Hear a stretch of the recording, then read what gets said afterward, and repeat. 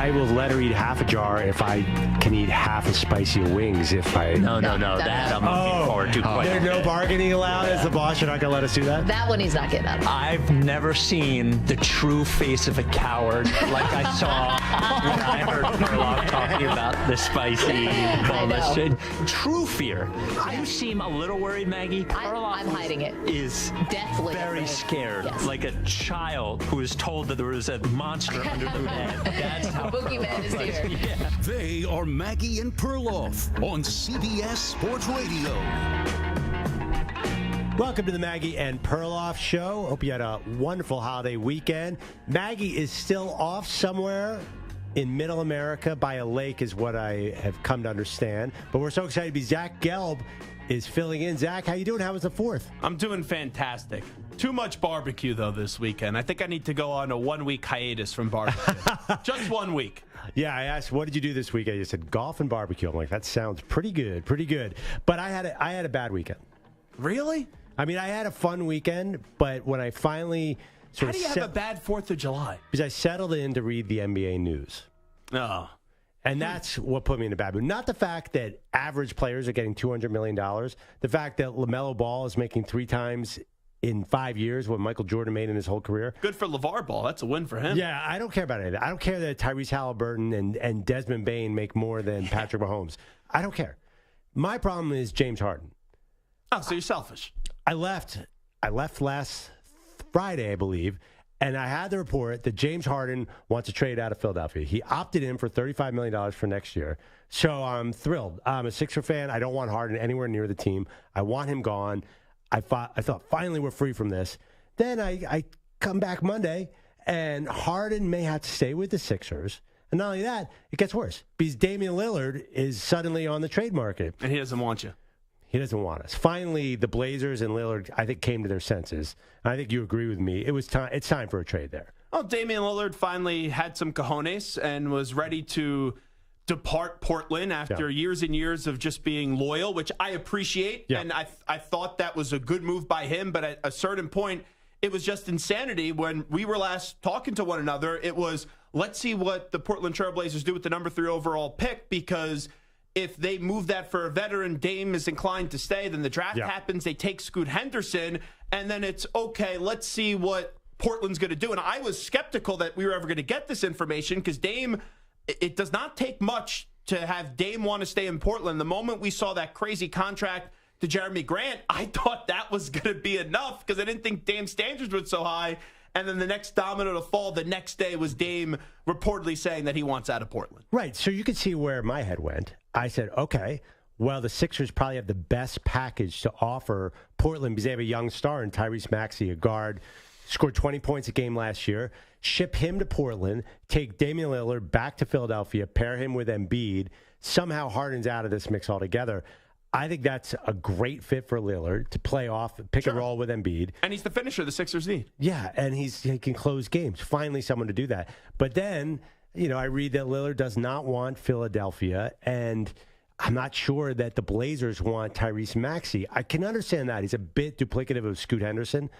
But I have to look at the big picture with Damian Lillard. I understand why he wanted out. But I don't think the Sixers give him the best chance of winning a title, and I don't think the Miami Heat, where he wants to go, give him the best chance. If I'm Damian Lillard, I'll tell you where I'm going to win a title, and that's one spot and one spot only. That's the Boston Celtics. So if you want to tell me that's the best destination in Boston, I agree. You could swap out Jaylen Brown. Portland, you get Jaylen Brown and then some. Potentially, I think that is a move that they should make. But then you hear that Damian Lillard does not want to go to Boston. So I don't think that's realistic, and I don't think Boston is going to break up right now Jason Tatum and Jaylen Brown. I do inevitably think he will wind up in Miami, and that is a great spot for him because Miami needs a better scorer, and Dame, we all know how clutch he is, and we've seen how Jimmy Butler could take him to the NBA Finals twice, but they won't win a championship if Jimmy Butler and Bam Adebayo are your 2 best players. You need Dame. But on the other end, let me just say this. If I'm Portland, just because Damian Lillard now finally says he wants out, and then also he says he only has his eyes set on the Miami Heat, it doesn't mean that I'm rushing to trade Damian Lillard tomorrow. I'm waiting, and I'm holding out, and I'm being patient to get the best package available, because If you just get Tyler Hero and a few picks, doesn't really do much for me. That's why I would use Dame as leverage. You want to go there? Okay, that's fine.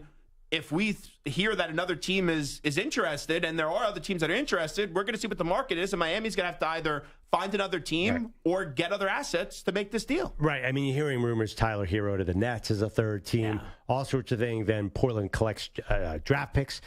You know what? I understand this idea that Portland owes Damian Lillard something. Why? Because he's been loyal, and other players watch how this goes. They paid him like $500 million. Okay. But you know what? That's not my issue here with this Miami thing. Why does everyone think Miami Heat are going to win anything with Damian Lillard? When you watched the finals, was there any point where you said, you know what? If the Heat just had more short guards, they might be in this thing. Who's playing 3, 4, or 5? Well, Who's that's because playing the team the they were power going forward? up against in Denver. But no, it's not. They have who's their center? Their center is Bam Adebayo, who's a 6'9" power forward. He guess he could play center, and who's behind him? But outside of Embiid and Jokic, there's not a lot of great centers in the NBA right now. Yeah, but you cannot get through the West, certainly, without a big man, because the Lakers have big men, Phoenix has big men, and Denver, the ultimate team, has big men. So if Miami gets to the finals, they're not winning more than a game here. Damian Lillard's great. Well, I vehemently disagree. If Denver's there, it's going to be tough to beat Denver because no one has an answer to forget about stopping Nikola Jokic, just containing him. Right. You look at all these other teams in the Western Conference, they're good teams. None of those teams, though, I actually trust, and I don't know how many of those guys are going to be healthy. But who, okay, say they are healthy, though. Who on the Heat is covering the front courts of any of these teams? Who on the Heat is matching up with LeBron? I don't care how old he is. And Anthony Davis. Bam's going to cover all these guys? They don't have any size at all. They have Bam Adebayo, who's 6'9", and that's it. Then they have Jimmy, who's an outside player. They have, obviously, Kyle Lowry, if he's back, he's like 38 years old. He's a point guard. Damian Lillard's 33. He's not covering anybody. Well, there's just nobody to cover anybody. If the Sixers, because I use this barometer with you, when you're critical of one team, I try to just find a way, if it's your team, how you react to it. If the Sixers get Damian Lillard, do you view them as a team that could win an NBA championship? Yes, of course. So how can't the Miami Heat win a championship when they've been to 2 finals and your team hasn't got out of the lousy second round in forever? No, the Heat got through an incredibly overrated and weak East this year. But if the Sixers got to the championship this year, you'd be throwing a parade. Well, the Sixers are at least built to compete against the Western Conference teams. They have Joel Embiid. The Heat have no prayer. They are so much smaller than these other teams. They've been to 2 NBA finals. I know, and how many games have they won there? I think 3. Okay, but you add they have Damian no Lillard, chance. He's the closer. He's the finisher. Right now, they will not win a championship with the way that they're currently constructed. Their ceiling, they have shown now twice, is to just get to the NBA Finals and then quickly get out of the NBA Finals. You add a player like Damian Lillard, that to me is more than good enough to win in this league right now. And you could find another guy that could go give you 20 minutes down low in the post to throw some elbows and play some defense. You might small ball your way out of the pathetic East. The East is terrible. There's one legit threat in the East, and that's Boston with Porzingis. Now, I know that's What about Milwaukee? I know they just lost in the first round, but they won a championship a few years ago. Yeah, okay, I'll give you 2, but they're ancient. They're old. They're really old. Drew Holiday is going to be 34. Middleton, who just resigned, is going to be 31. He's 31 now, so he's going to get older. Brooke Lopez, the big free agent prize, is 35. Miami is the team that no one wants to face because even if they don't win the series, you're going to have to fight all the way into the end to be able to knock them out. And that's what we kind of said going into this playoffs, even when they got into the second playing game and were down by a few points with like 4 minutes to go on the verge of getting eliminated, not even making the actual postseason. They're always going to be a tough out. And we've seen them now be viewed as that team as, the team you don't want to play, the tough out team. They've got to 2 NBA Finals. They had Damian Lillard. They absolutely could win a championship because right now, the state of the NBA, there's a lot of good teams. There's not a lot of great teams. And Miami would be in the short list of teams that I could see winning an NBA championship this upcoming year if and only if they land Damian Lillard. I think there are 8 teams in the West that could beat Miami in a 7-game series. 8 teams. You're out of your mind. 8 teams? Yes. I mean, who? Just because the Nuggets took their foot off the pedal for 1 game doesn't mean that Miami was anywhere close. You cannot give me 8 teams in the West. Denver, certainly. I'll give you. Okay, the Lakers. If Anthony Davis is up and down. One game he looks like great, And then the next game, he's nowhere to be found. And he's always hurt. Him and LeBron now. LeBron going to LA, and I love LeBron. Yeah. Not as much as Maggie loves LeBron, as we found out last week with that list. But LeBron James, ever since going to LA, has missed a lot of games, and his body's starting to slow down. But you're assuming these guys are going to get hurt. Damian Lillard's old. Jimmy Butler's old. And Bam Adebayo he's young, but he puts on way too many minutes. So those guys get hurt. Anyway, Phoenix. I like Phoenix roster. Yep. From their 3-star players. Yeah. Talk about your gripe at the beginning. One guy staying, then leaving, and then staying. Yep. DeAndre Ayton, I feel as if he's been traded 3,000 times this offseason, and he's still on the Phoenix Suns. They have a lot of guys that do the same things in Phoenix with KD, with Devin Booker, and now with Bradley Beal. Health is also an issue for them. I mean, I'll give you Phoenix, though. Okay. That's 2. Golden State. Golden State, by the way, they have the same problem Miami does. They can't cover anybody in the paint, but they're not going to have that problem against Miami. So you're going to have Steph Curry bombing from outside against Jimmy Butler. I thought that was a mistake. You're not a fan of Draymond Green. He's won multiple titles. In the past, not moving forward into the future. And Klay Thompson, I know that he just had the most threes in the league this past year, but that's another guy. It's month to month with Klay Thompson. I would put Miami in front of Golden State. Memphis? No. Where's John Morant's head at? Where is John Morant's head at? Memphis physically would overwhelm Miami. They just, if they got everything together with John Morant and Jaren Jackson, I mean, they would have a lot of matchup advantages. By the way, Bum Brooks getting $80 million. Yeah. I was laughing at that one. Okay, now I'm going to stretch a little. You can't give me 8 teams. It's impossible. I'm going to stretch a little bit. There's sometimes we say things that sound great in the moment, and then you're like, No. Kawhi and Paul George. They're never healthy. Don't give me this never healthy. They're never healthy. Miami's not healthy either all the time. Jimmy was definitely hurt in the finals. Okay, but come postseason time, he's ready to go. Kawhi and Paul George, they're never ready to go come the playoffs. Let me ask you this. Bam Adebayo is your center. And then Caleb Martin, who's 6'6" and weighs about 190, is your 4. How are you going to stop Minnesota if somehow Anthony Edwards, Rudy Gobert, and Karl Anthony Towns get through? So now they're going to be good. Now, and you say that with a bleep-eating grin on your face. They won the same amount of games as Miami did last year. The highlight of Minnesota with this core, and I know that it's different with Gobert now being there, is what Patrick Beverley's now a Sixer running around celebrating because they got into the actual playoffs 2 years ago. Okay, Dallas, we forget because they tanked last year. They were a Western Conference Final team. Is Kyrie going to show up? He got his money. Is he going to show up, though? You keep saying all these guys are going to show up. Guess what? But that's the NBA right now. Yeah, that's Damian Lillard, too. I mean, he's not young, and Miami is built on a lot of odd parts. So is Milwaukee. So is Boston. I'll admit that. Mm-hmm. But you can't say all these guys are going to get hurt, and your team's not going to get hurt. And I need an 8 team. Hold on. You speak. I'm going to find an 8 team. Did we even get to 7 yet?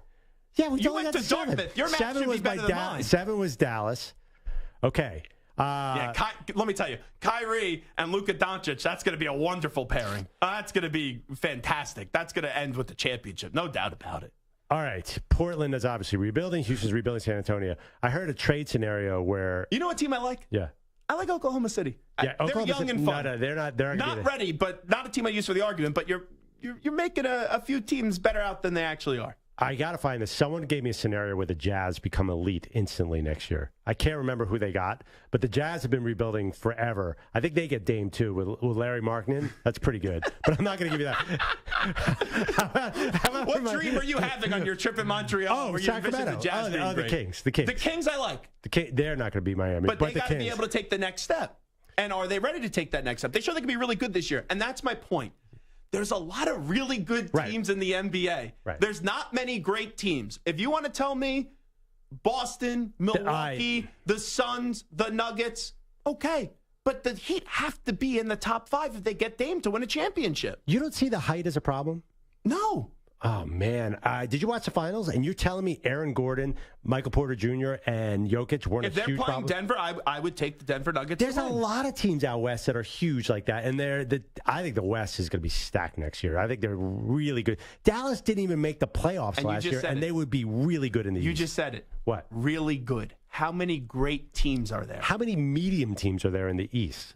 There's Milwaukee, Boston. Well, Milwaukee and Boston aren't medium teams. I don't know. I mean, listen, Boston, the Vegas odds go number 1 Denver and then number 2 Boston. After that, which is fair after the Porzingis trade. Yeah, I feel like the Bucks have lost a lot of momentum. I think that's really fair to say. And I think they're an intriguing team. Now, I've been pro Milwaukee, but I want to see how they come on back from this. I think there's always that fear that Giannis Antetokounmpo will eventually leave. You bring back Middleton. To be fair, he's struggled with injuries as well, and so has Giannis. And that team won a championship, and since then, they got hit with the injury bug, and then last year, embarrassing loss, also hit with the injury bug in the first round where they lose to the Miami Heat. Okay, listen. I think we've probably lost everyone at this point, breaking down the entire West versus the East here. But I understand where you're going because it's relevant to Damian Lillard. You know, he's got to go somewhere where he can win a title. I know he wants Miami. I don't think he can do it there. Zach does. Give us a call, 855-212-4CBS. Well, let me ask you this, just real quickly. Yes. I think we both agree Boston is the best destination, but I don't think Boston's going to happen. If you're saying not Miami, then is it, in your mind, the Sixers have a better chance to win a championship? Listen, Donovan Mitchell was sent to the Knicks last year, and then if time changes everything. You mean the Cavs? No, he was going to go to the Knicks last year. Yes. And the deal didn't get done, then the Cavs swooped in. So I don't think anything is done yet. I think Boston could swoop in. I think Philly could swoop in. And I think there could be an outside team, too, to get in the Lillard business. And that's a fair point because Damian Lillard, for years, showed loyalty to Portland. Now, he all of a sudden only has his eyes set, which makes sense, on one destination in Miami. If you want to go there, that's fine to say that from the start, but is it going to really take much to convince Dame to go somewhere else if he looks at it where his standard to try to go give him a chance to win a championship, as we've heard the last month, isn't that high? Can he get talked into another team? That wouldn't surprise me. Yeah, because also, as we mentioned, Miami's offer is not going to be that great. So that's a problem for Portland. But call us 855-212-4227. Do you think Damian Lillard can win a title in Miami? Oh, man, we have a lot to get to today, Zach. But coming up, I think this might take over the show. I'm just going to warn you. I had a dish this weekend. I was in Montreal. That is very polarizing. Patriotic of you on 4th of July to not even. I was back by the 4th. I got caught in firework traffic in New York City. Leave me alone. But there was something going on with French fries that I don't know if people are going to like. But I'm going to put it out there. And, it's controversial. French fries, there ain't no ketchup up there, Zach. There's no ketchup. We'll get into that. We'll get into that. All right, that's next. Zach Gelb sitting in right here on the Maggie and Perloff Show. You're in a 5-minute break.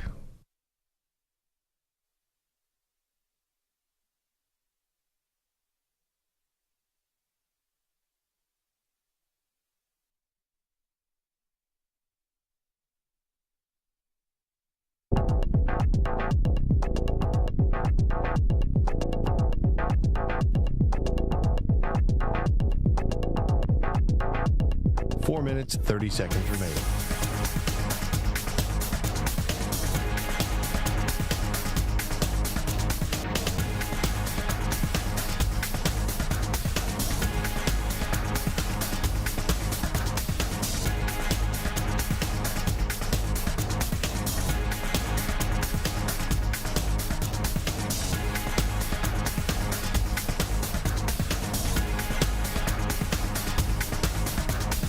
Minutes remaining.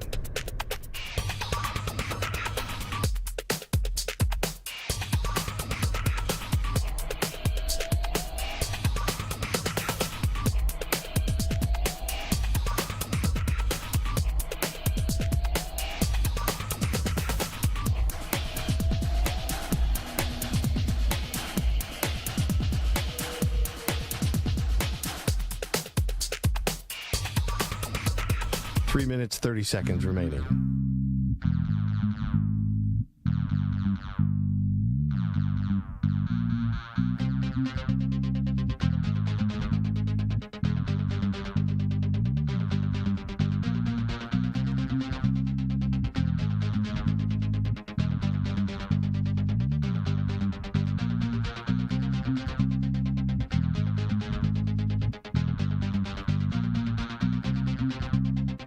Minutes remaining.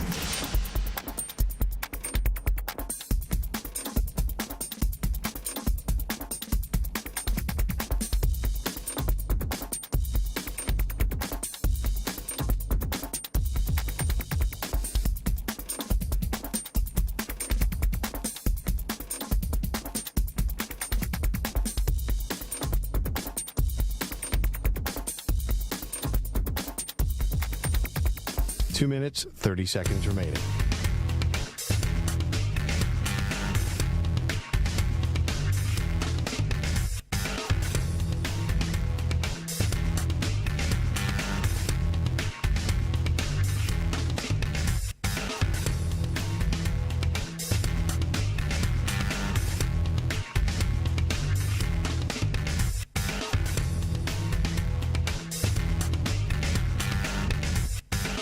Two minutes remaining.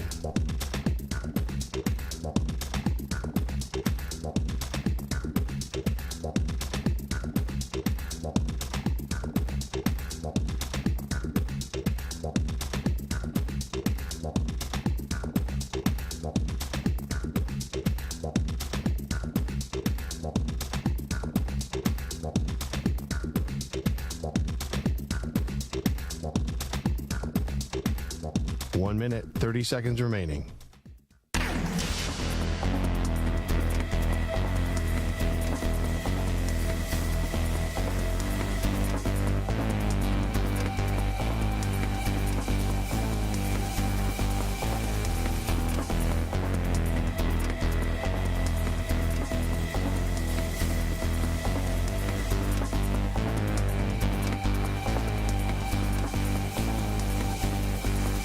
One minute remaining.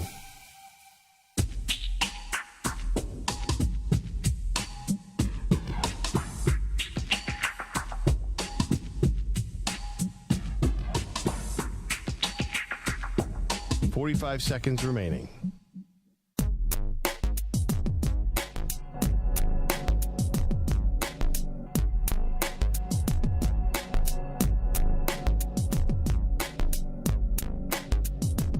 Seconds remaining.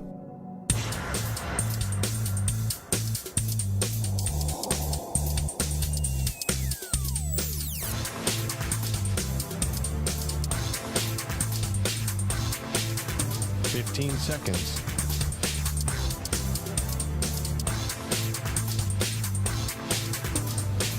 Break ends in 5 seconds.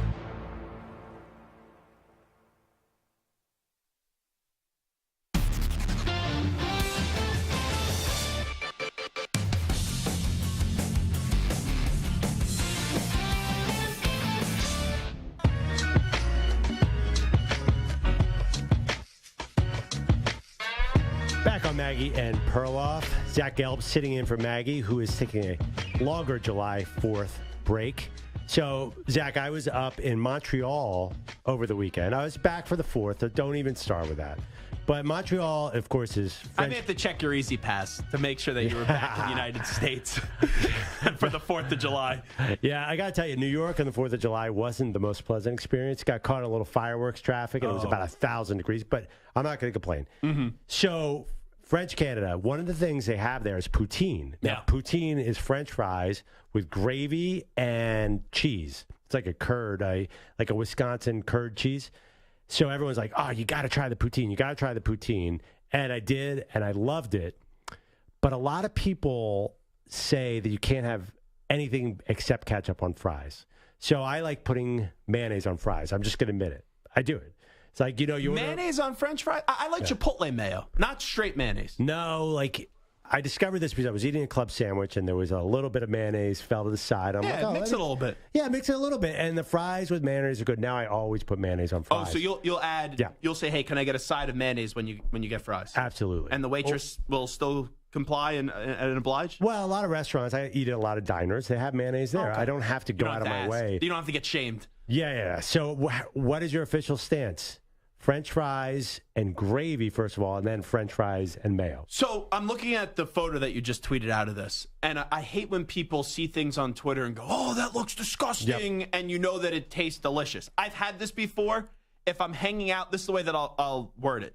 If I'm hanging out with the Weedos and the Purple Drinkers, I will really enjoy this. If it was a Saturday at 2 p.m. and it was sober Zach Gelb, I wouldn't be a fan. But the picture that you posted, it looks like someone barfed in a container, but I'm sure it did taste delicious. But the actual photo is not the best on the eyes.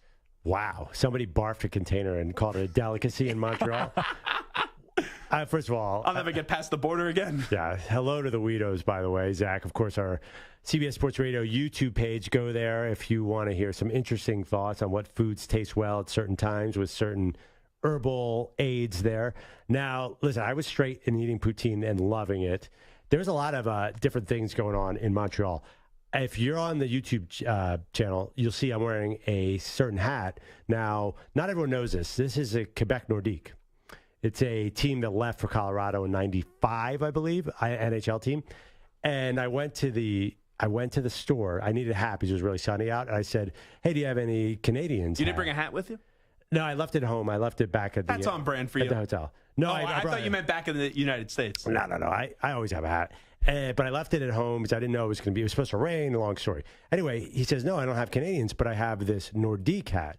I said, "Oh, the Quebec Nordiques, they're great." And he says, "No, Nordique." I'm like, "It's Nordiques. It's a team." And he said the S in French is silent. So I'm like, "Oh, you're going to be one of those guys."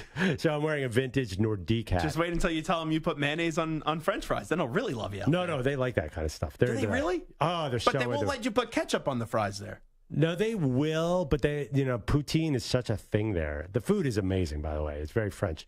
So the other thing that happened this weekend that reminded me of France, of course, is there's a website that put out these great patriotic moments.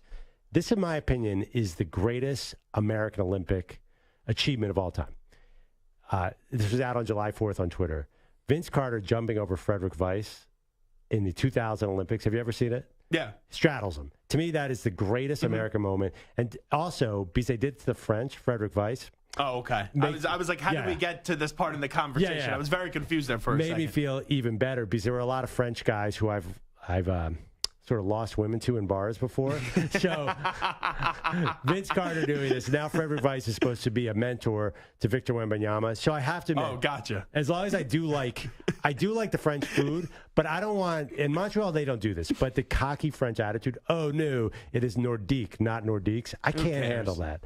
I can't handle that, though. He's like, yeah, he made me feel stupid because I said Nordiques. But it's a plural team. It's a hockey team. Should have asked if you had any Colorado Avalanche hats. That's what you should have done. Oh, and we looked it up. Colorado's won 3 titles now. Yeah. And, of course, I was in Montreal, and it's a big NHL town. That meant one thing. I walked into every restaurant, and I said, hey, do you know a guy named Sully?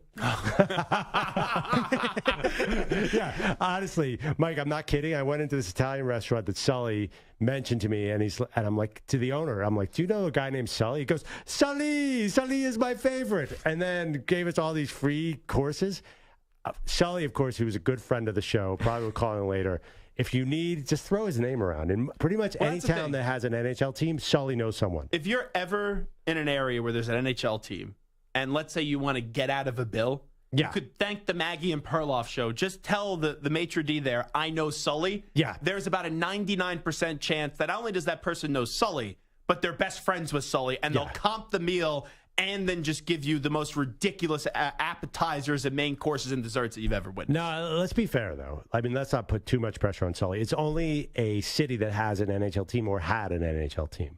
So a lot of cities. Yes, a lot of cities. Because Sully's very connected to the NHL and Boston, of course. If you mention, but the problem is if you say, I know Sully in Boston, there's a lot of everyone's. There's a lot of Sullys. There's more than one?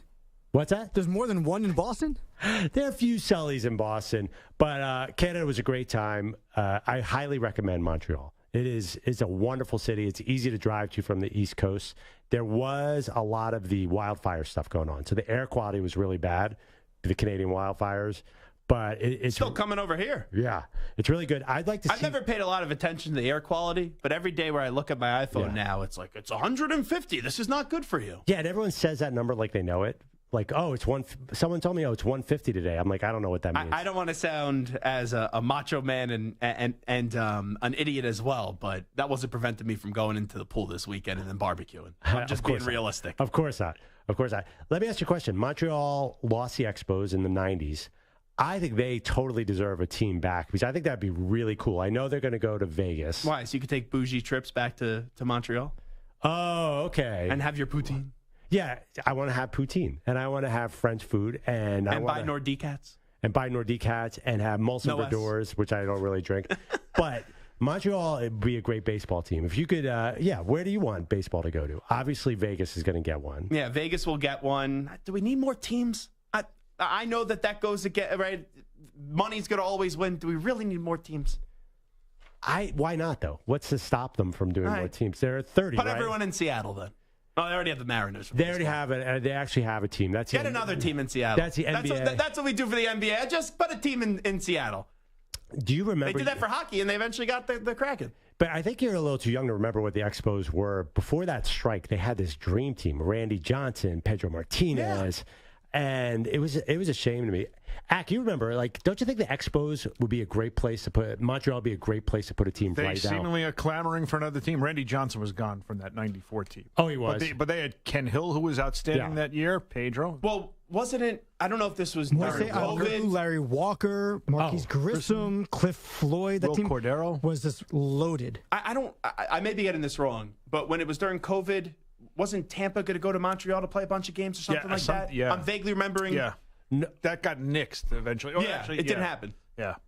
Yeah, but I was up there this weekend, and it's a huge city. I think they would support. They love baseball. They don't like American football. I tried to start up many conversations. They're like, tell you how great the CFL is, please. I've done those weekend overnight shows here on CBS Sports Radio. You guys talk all about the NFL. What about the CFL? If they got a good stadium, retractable roof, I think it would be an outstanding place. I mean, I got to tell you, it's a beautiful city. It's I'm just against it for one reason, because then he's going to be going there all the time, and we're going to get all these crappy photos of French fries on I have a lot of friends in Canada, and I'm down with it. Now, I know Rich Ackerman pretty well. I guarantee he is not into gravy on fries, French fries. I'm okay with it, but it's not like my preferred condiment on it. Well, Ack has a birthday coming up, right? It passed. But close, but thank you. Have you done the big birthday bash? Yes, we did last week. Oh, what's the big birthday bash? Well, we go to Peter Luger's every year. Yeah. Oh. The best steakhouse in the country. I hate to be that guy, though. Nordiques. It's Peter Luger, not Lugers. What? Well, it's sort of like it's like a possessive. That's it. How would you pronounce the team on my hat right now? Quebec. Well, it was the Quebec Nordiques. Yeah, a French guy told me this weekend it's Nordique. Don't say the S. Well, I mean, I guess we Americanized it, right? We made it plural because it's several guys on a team. Can I ask a personal question here about this Peter Luger birthday bash? Yeah. Did someone that's related to me actually show up? No. Oh, so he big timed you. My dad big timed the Ackerman birthday bash. Wait, who gets invited to this bash? Is it coworkers? No, just friends. It started with a small group of friends, but I actually do not handle any of the arrangements. The guy that does, I don't know how much Ack wants me to go into this, is Kenny Albert. Yeah. Oh, I was wondering. Okay, because you have a lot of famous friends. Kenny Albert is the voice of the NHL and the executive director of the Ack birthday bash each and every year at Peter Luger. And how many people come? This year was a little bigger. I think it was 11 or 12 this year.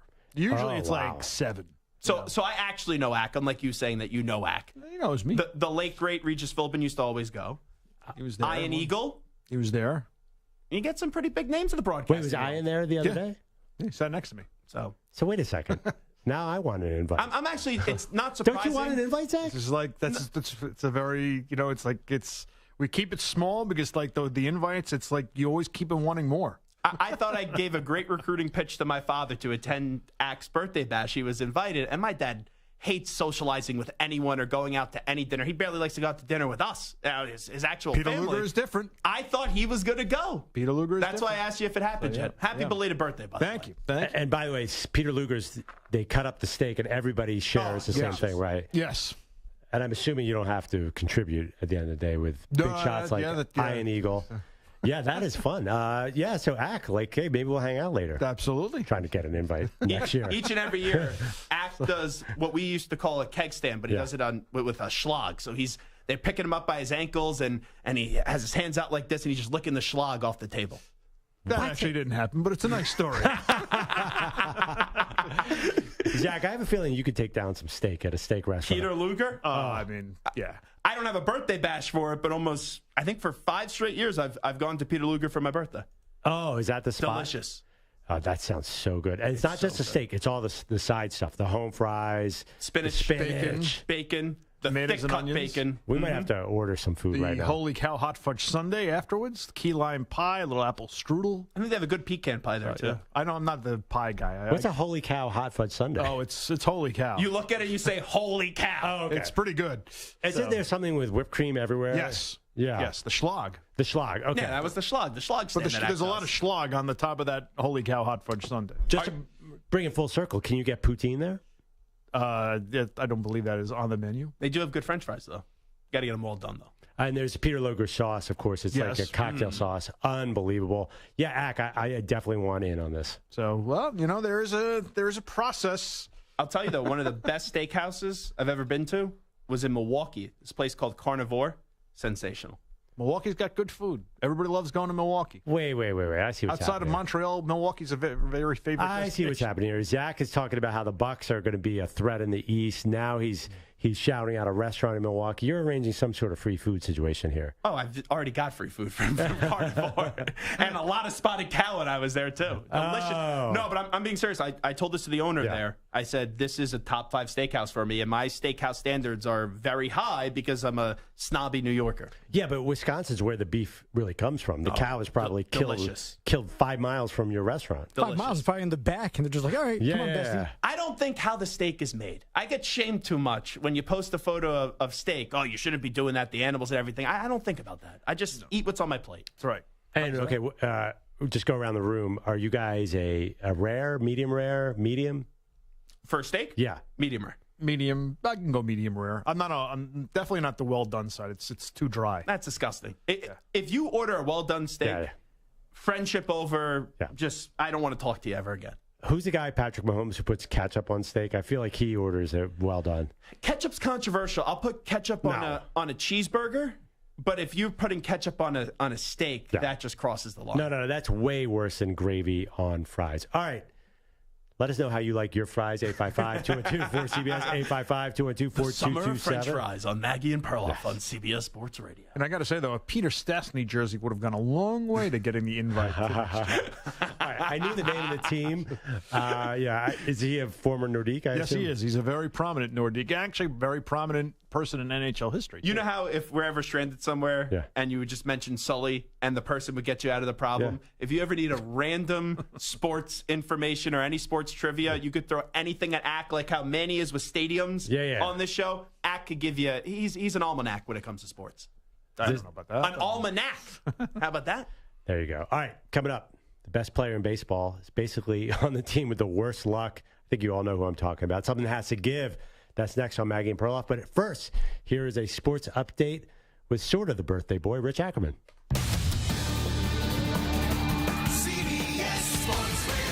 Sports Flash. Like the Happy New Year. You could extend it a little while. This report is sponsored by Progressive Insurance. Insurance for motorcycles, boats, and RVs for protection on the road and on the water. See how much you could save at 1-800-PROGRESSIVE and Progressive.com. The arrow seemingly pointed up for the Orlando Magic, and they're making a front office transition with GM John Hammond moving on to a senior advisory role. Anthony Parker was promoted to become the team's new general manager. Just over a week until the All-Star game, and the Angels have lost their All-Stars due to injury. They're trying to contend for a wild card, but the path got a little more difficult this past week with Mike Trout out several weeks with a broken wrist. Ohtani left yesterday's start with a blister. Anthony Rendon was injured when he fouled the ball off his leg. They'll try to weather the storm without them tonight as they take on the Padres with Patrick Sandoval going up against Seth Lugo. The Astros have closed within 3 games of the first-place Rangers in the AL West, and right now in action against the Rockies and leading by a score of 5-3 in the top half of the 6th inning. Jeremy Pena with his 10th home run in this one for the Astros, who have the 2-run lead. I'm Rich Ackerman. Summer is officially here, but CBS Sports Radio never goes on vacation. We'll keep you company all season long with the most entertaining content and all the breaking news you need to know. Keep us locked in on your local Odyssey affiliate, Sirius XM Channel 158, or the free Odyssey app. CBS Sports Radio.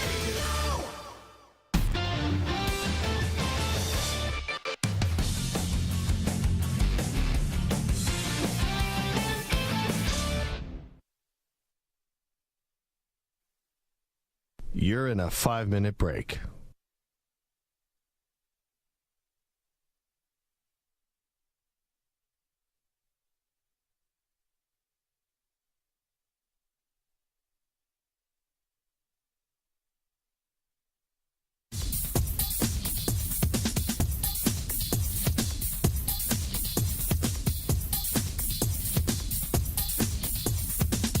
4 minutes, 30 seconds remaining.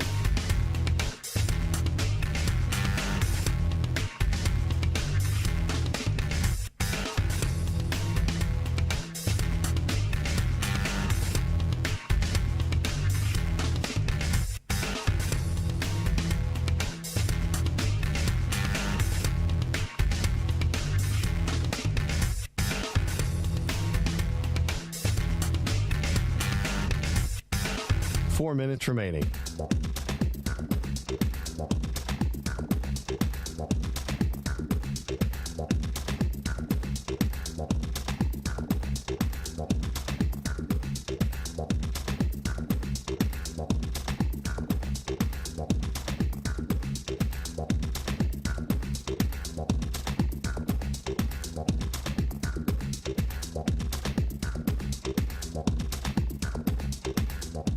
Three minutes, 30 seconds remaining.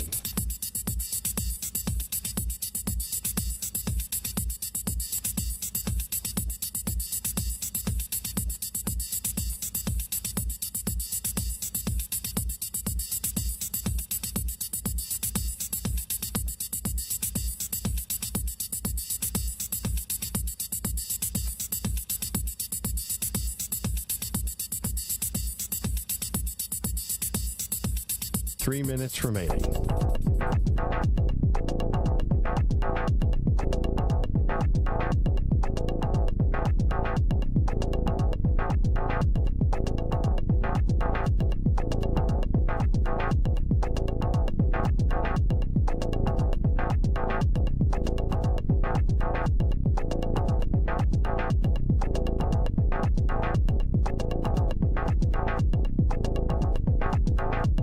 Two minutes, 30 seconds remaining.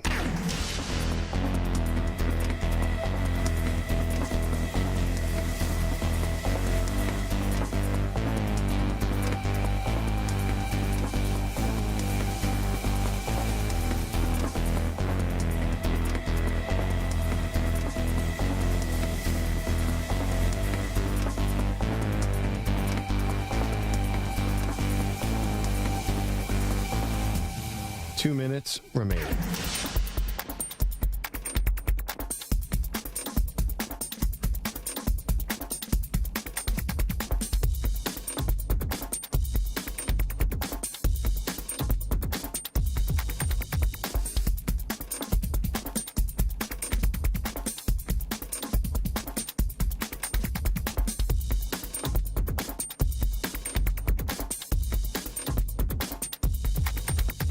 One minute, 30 seconds remaining.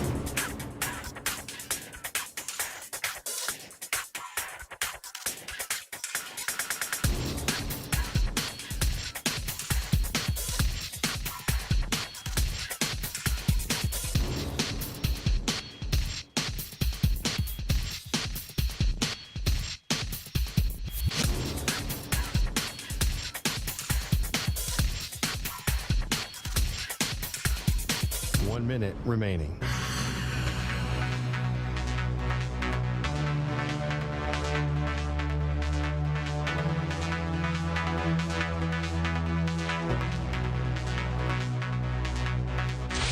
Five seconds remaining.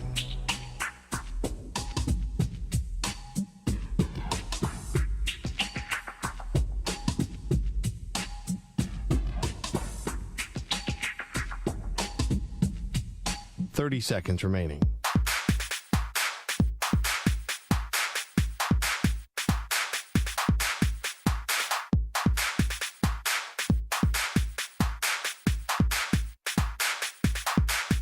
Fifteen seconds.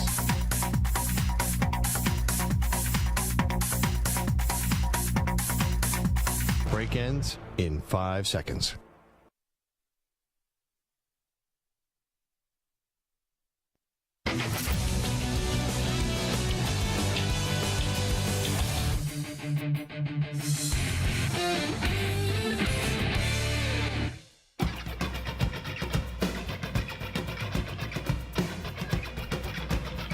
Back on Maggie and Perloff.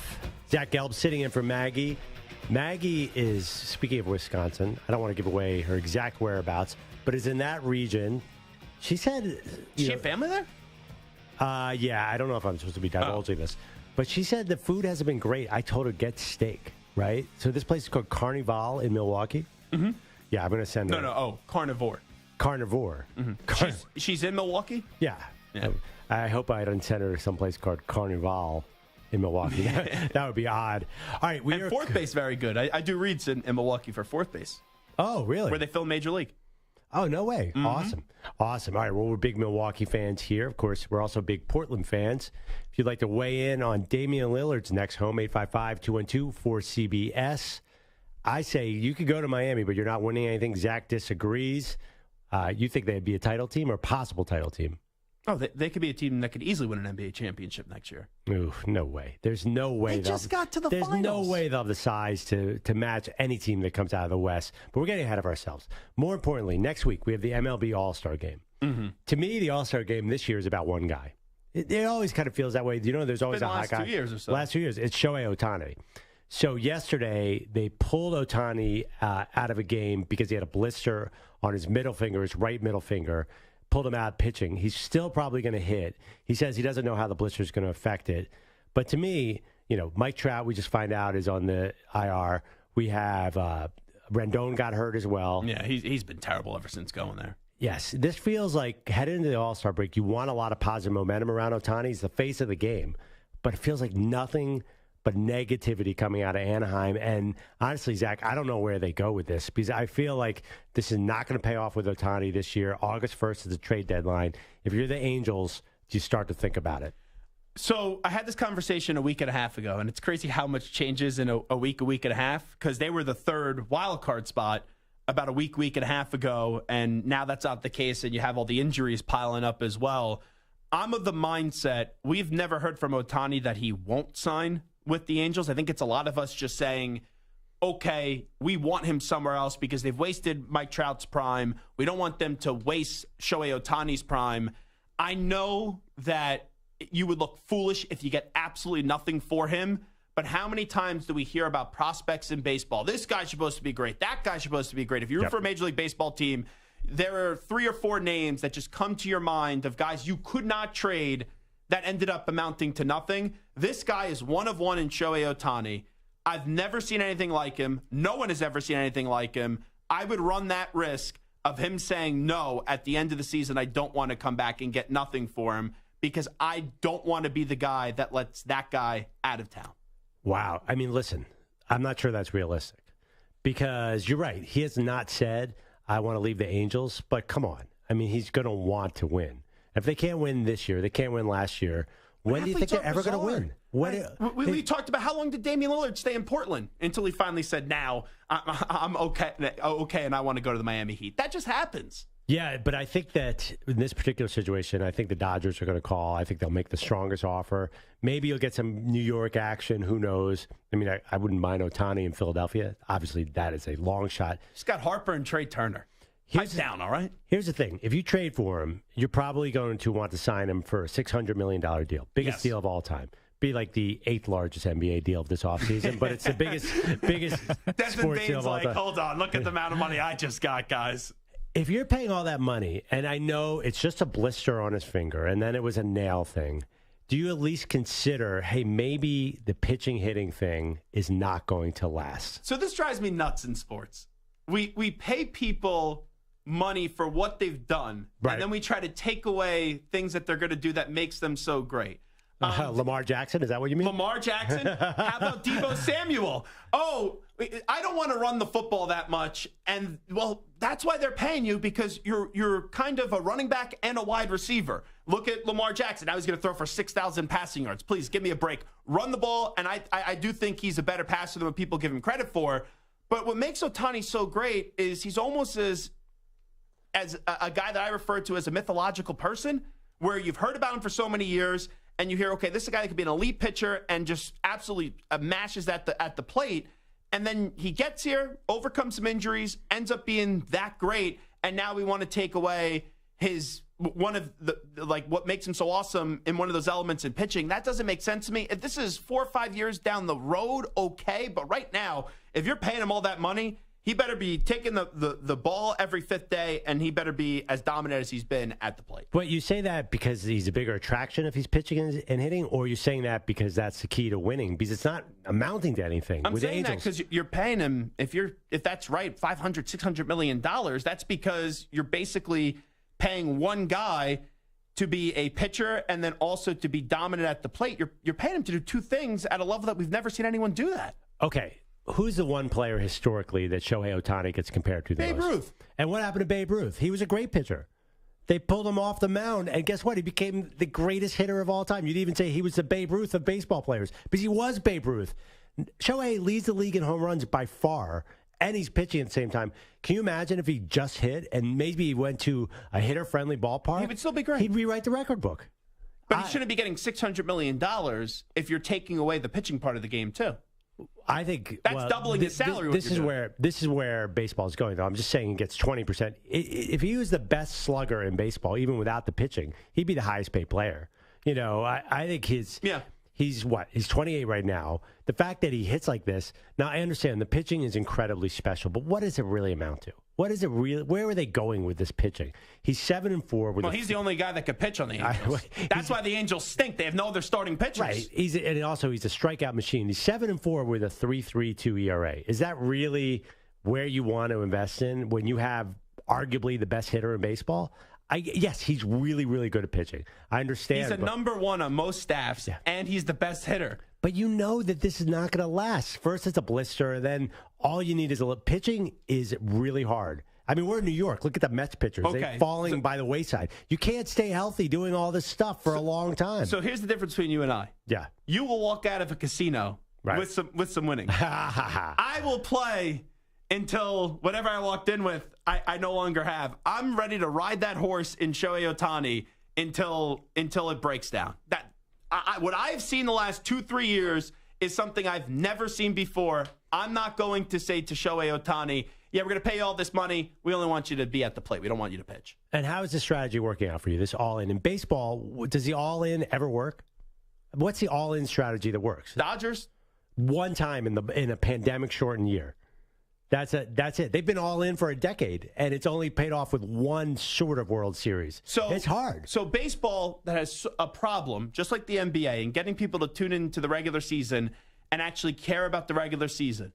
The one guy in baseball that we actually talk about, we now want to take away, or you want to take away, an element of his game just because of fear that eventually he's going to break down? Yeah. What? Yes, exactly. Thank you. Are you stating my case, or are you arguing? No, I'm just saying that doesn't make sense to me. Okay, but that computes to you. That to me, that says that's crazy. Well, look at baseball now. If you sign him for $600 million and he's pitching and he's hitting and he's Mr. Baseball and everything's great, how long do you think that's going to last? And what do you do 2 years in when he's taking a year off and you're paying all this money, $100 million or whatever? I can't do the math here, but at least $50 million plus per year for a guy who's on the bench. What's that going to do for you, Zach? But what happens if you could get 5 more years out of this, and then we have a different conversation 5 years from now? I'm not saying we don't have this conversation. I'm saying right now this is way too premature to have it. Okay, and here's the other reality. When you have a 28-year-old slugger or any kind of superstar, they're going to get older in that contract, and often they get paid for sort of the downside of their career. So you want to limit that downside. You don't want him to be Pujols, where you get 1 or 2 good years, and then he starts to decline. I'm really worried about him. And I know it's just a blister, but you know how pitching is, Zach. Right now, he's the game's greatest attraction. Yeah. Until we start to see him really break down, I'm not taking away from the game's greatest attraction right now. He is the sport. I'm not telling him, here's $600 million. Yeah, you know what? We don't want you to pitch anymore because of fear. You got to have a little fun in life. You got to live a little bit. Oh, my God. You got to live on the edge. Have some risks in life. Okay. First of all, by the way, you presented earlier in the segment multiple scenarios. Deebo Samuel didn't want to run the ball. The team wants him to run the ball, but he didn't want to run the ball. Did he have a great year this year? Nope. Lamar Jackson says he doesn't want to run. The team is like, we're kind of on the fence. You can't just put them out there. You can't be short-sighted because it's a fun product to watch, Zach. We're trying to win baseball championships. I care about the fans. You don't care about the fans right now. I'm like one of those analytics Your health teams. and safety. You should be an insurance guy. All right. What are we doing here? Coming up, Zach's NFL team is in big trouble. We'll get to that next on Maggie and Perloff.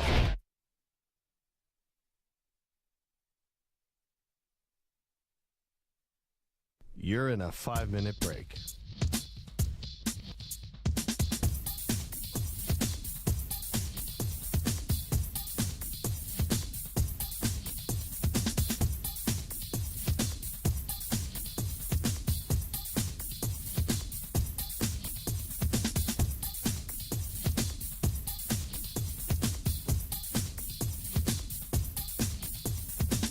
Four minutes, 30 seconds remaining.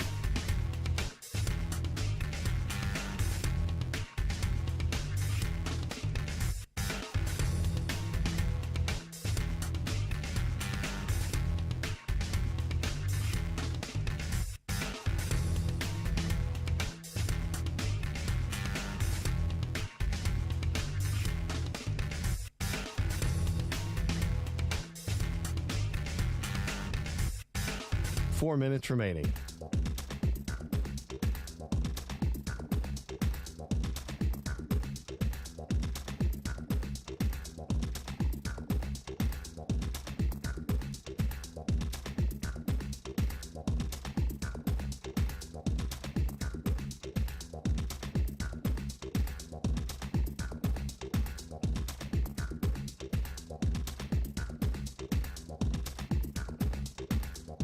Three minutes, 30 seconds remaining.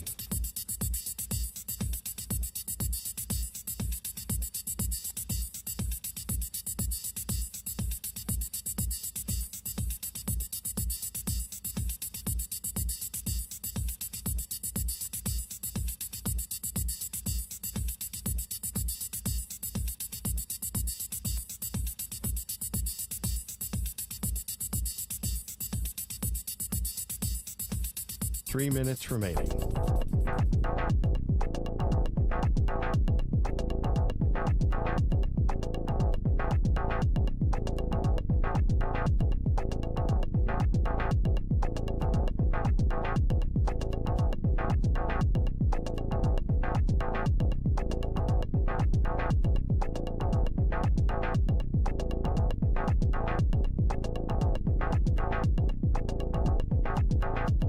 Two minutes, 30 seconds remaining.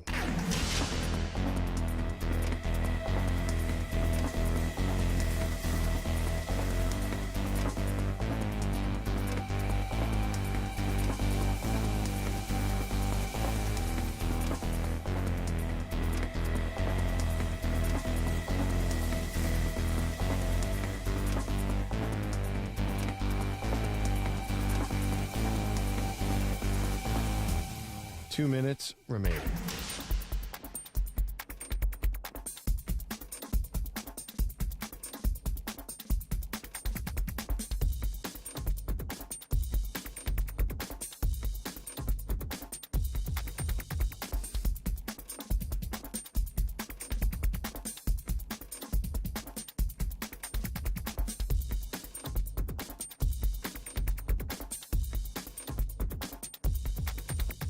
One minute, 30 seconds remaining.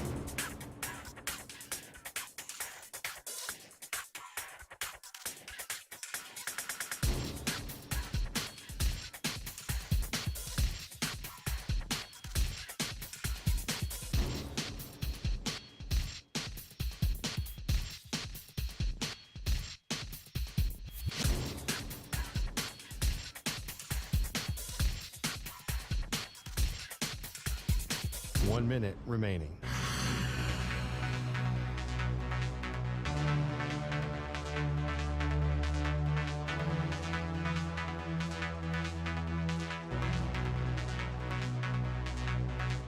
Forty-five seconds remaining.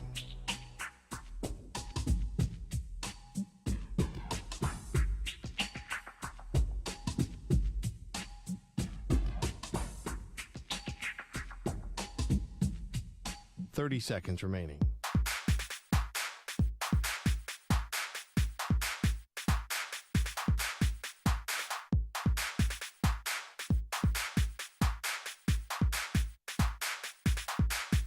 Fifteen seconds.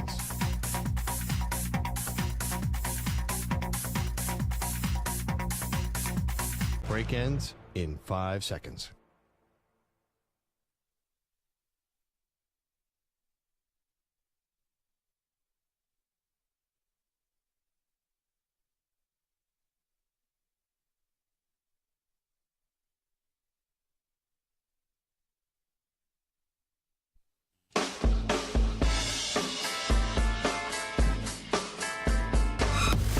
With the only ever 30, 20, 10 triple-double in the history of the NBA Finals, and Perloff is not impressed. It's so boring. Wow, and you're a massive NBA fan, so I feel like for you to say that. I'm not a massive 8-footer fan. I like high-flying dunks, very deep three-pointers. So I like LeBron James, I like Steph Curry, I like Michael Jordan. How varied in people you had there. I do not like... the greatest ever, and that's it. Everyone else can go screw. What is he doing that's exciting? You're saying that I'm denigrating his greatness. I'm not. He's unbelievable. You just don't want to watch it. He's simply unstoppable, but I think it's boring. They are Maggie and Perloff on CBS Sports Radio. Welcome back to Maggie and Perloff, CBS Sports Radio. Maggie's off. Zach Gelb is sitting in. And Zach, I got to tell you, one of my favorite parts about having you in is that you're a Patriots fan.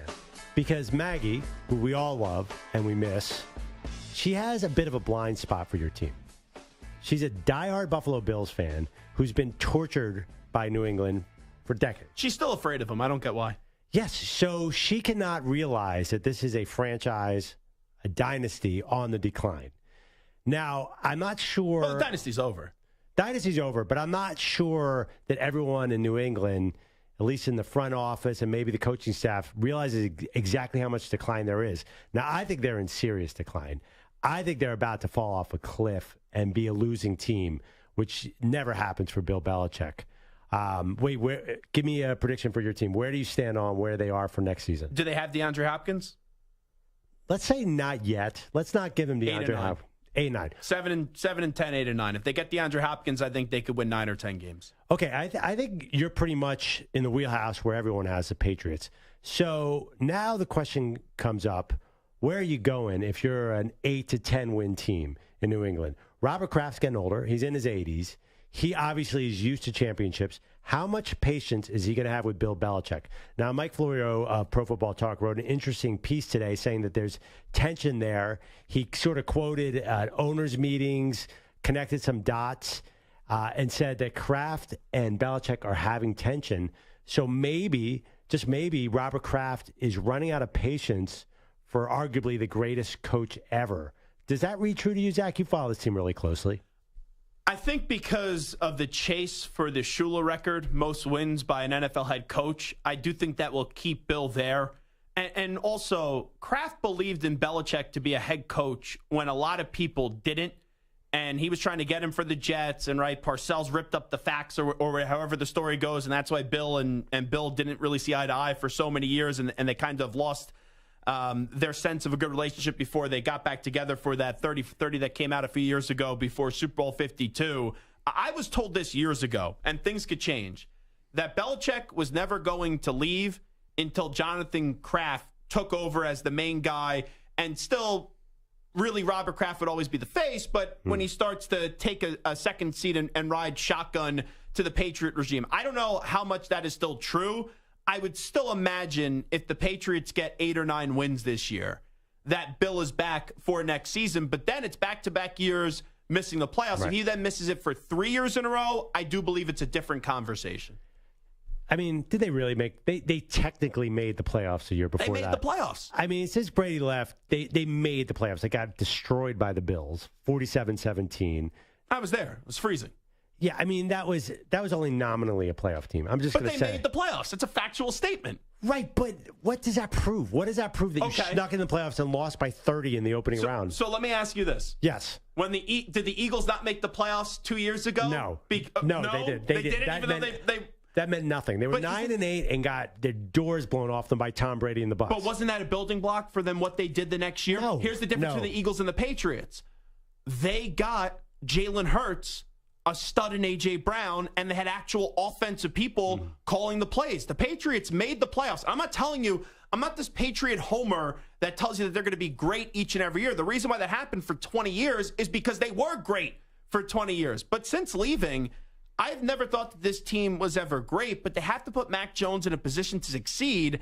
And after making the playoffs, the following year, they had two schmucks in Joe Judge and Matt Patricia calling the plays, and they had no number one wide receiver. So now you have Bill O'Brien back, phenomenal, but you need a number one wide receiver, and they need to go get DeAndre Hopkins, or they're just wasting finding out what Mac Jones is. But even DeAndre Hopkins, is he going to move the needle there?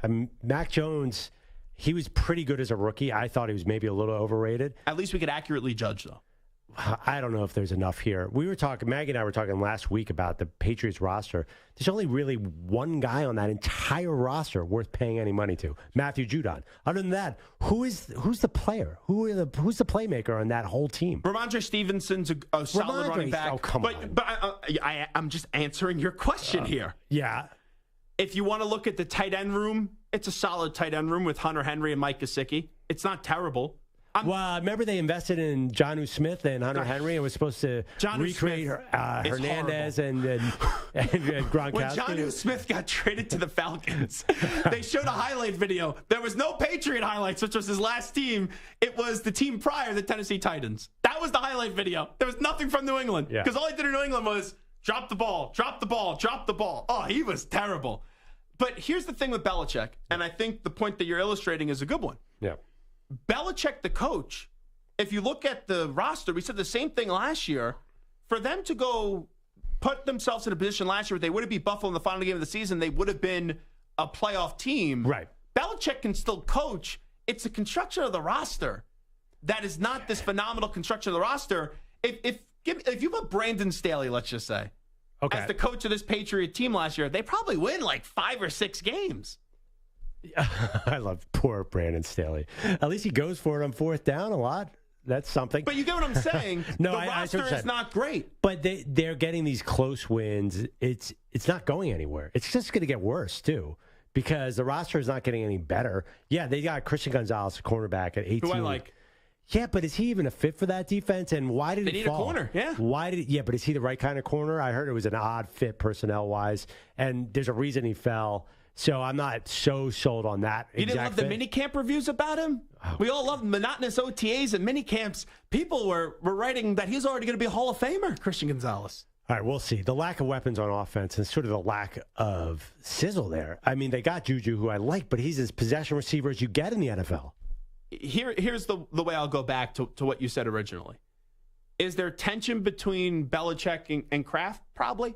There's a lot of times there's tension in the NFL, and we blow it out of proportion. Is there enough tension after this year where Robert Kraft's going to tell Bill Belichick, you're moving upstairs or we're just going to fire you? I still have a hard time believing with what Belichick has done in the past that they are going to get rid of Bill Belichick after this season. Okay. I understand what you're saying. It makes sense. But I would not rule it out because there's something else going on here. There's another big factor.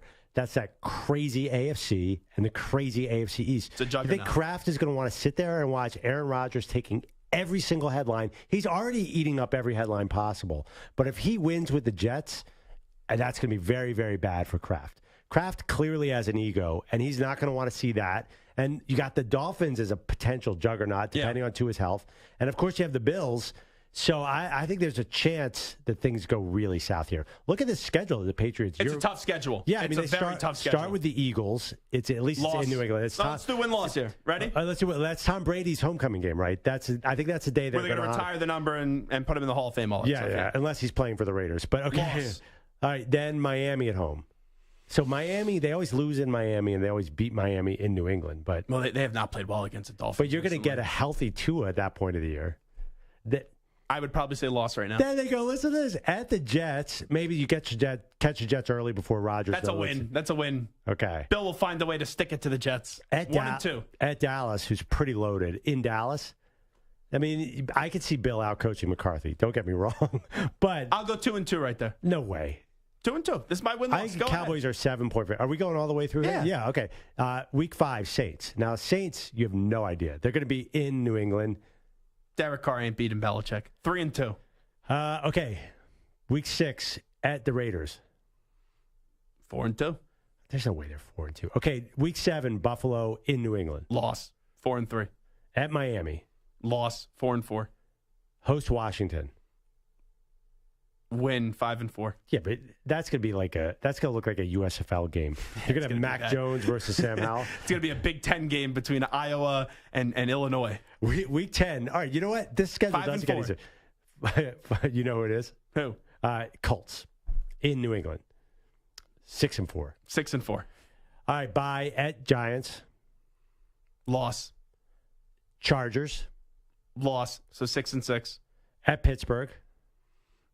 Oh, I think Pittsburgh is sneaky this year. Yeah, they're really talented. But they're young. That game is at Pittsburgh. Yep, Thursday night. I'll give a win to the Patriots, 7-6. Short week at Pittsburgh on the road. No, let's do that a loss. I'm going to help you out there.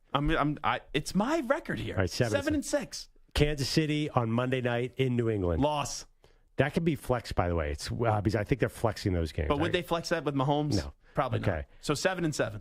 At Denver in Week 16. Ooh, that is a question mark. Who knows? They never play well in Denver 7-8. Yeah, never. Okay. At Buffalo on New Year's Eve. At Buffalo on New Year's Eve, lost 7-9. Then they wrap up with the dreaded New York Jets in Week 18. I can't give them 2 wins against the Jets. That game made me nothing, so I have them at 7-9 right now. You know what? Who cares? Win. Okay, it's 8-9, and I was benevolent. I think 8-9. You were realistic. I'll give you that. I mean, listen. I thought it was generous for a few teams, though. There were some 50-50 games there. A lot of teams we don't really know. We don't know what the Giants are going to be. I don't think they're going to be good this year. Who, the Giants? No, the Patriots.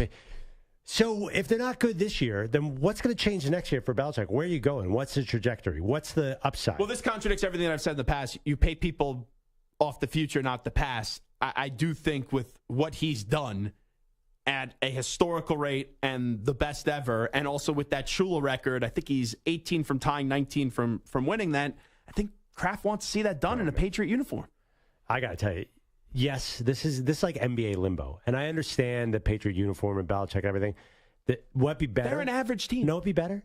They're an average team. That's what they are right now. Be better if you said, goodbye, Bill. Go 1-16, bring in Lincoln Riley and Caleb Williams, and start over. Well, Caleb Williams, sure.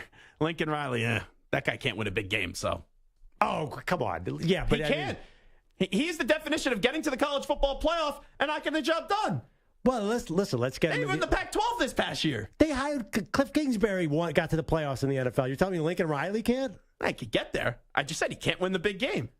I like my pairing with Caleb Williams. And according to you, just because you get to the playoffs, that's not good enough. So if Lincoln Riley shows up and gets hammered 40-10 in the wild card weekend, not good enough. Okay. They didn't actually make the playoffs. Let's erase it. Can we stick to the Patriots? We're not going to evaluate Lincoln Riley's NFL playoff chances. You have to admit, this is a very, very depressing big picture here. So Robert Kraft is in his 80s. What's he doing here? I think he's got one more bite at the apple. Partying with Michael Rubin and polishing the Super Bowl rings. That's what he's doing. He's married to like a 45-year-old woman. Robert Kraft is So you're saying he's settled? He won't say that publicly, but yes, this was a guy that used to go to games as a fan, and he would have 4 tickets, and they would get 15 people in the building because no one wanted to go to games. This was his team, and then it actually was his team that he started to own, and they took it to a level that no one's ever seen. So, and here's my thing. Eventually this will change because we all watch football. We're all fanatics. We're crazy, and eventually you get tired of it. But I have not got to my part of my fandom yet after what I just got for the last 20 years where this stuff emotionally affects me right now when the team is just average. And that sounds spoiled, whatever you want, but they have won for so many years that outside of that crazy ending to the Raiders game, I just don't get angry because I was living in fantasy land and in the penthouse for 20 years. Wow. That's just sad. I'm okay accepting mediocrity right now. Well, you're not even going to get mediocre. It's going to fall off at some point. It always does. Great coaches, they usually end badly. Tom Landry at Dallas was terrible. So let me ask you this. Yeah, all the guys end up bad. Who is the realistic person that you're bringing in to replace Bill Belichick? People say it could be Gerard Mayo, who's on the staff. Yeah. I mean, listen, you're right. I think I have the perfect solution. His name is Matt Patricia. I just tried to make you laugh. Have a good day. Bye. Joe Judge? Bye. Joe Judge, how about Jeff Saturday? I'll bring him in from Indy. I still get paid, right? I showed up to work. Yeah, I'll give you, who's a Jeff Saturday for Matt Light? We could pull him out of the booth. I love him. I would not. The Belichick tree is obviously not great, so I would actually go outside of it. At a certain point, you're going to have to start over. Belichick has been magical there for 20 years. It's a different NFL. There are a lot of smart teams now. And listen, the AFC is ridiculous. That's a big part of the problem here.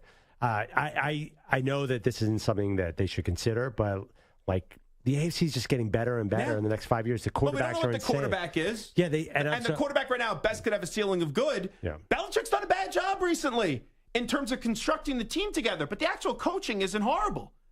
And that's the problem. You look at this team and you go, the roster isn't that good. But then the last 3 weeks of the season, they're always in a position to maybe go make the playoffs. Oh, it hasn't bottomed out yet, which is crazy. You're like, what's that limbo NBA team? You're like the Indiana Pacers of the 2010s of the NFL now. Is that what you want? All right, call us 855. I'm like the Sixers right now. Yeah, kind of. 855-212-4CBS. You know they're not winning a championship. Well, they get to the second round. Okay. Does it matter, though, if they get blown out in the second round? If they don't show up in the second round? Doesn't matter. Not to me. 855-212-4CBS, 855-212-4227. All right, coming up next, we may have to redo our list, the top 25 athletes since 2000. Now, after what we saw this weekend, I think there's a new entry. I'm dying to know what you think of this, but tune in next right here on Maggie and Perloff. You're in a 5-minute break.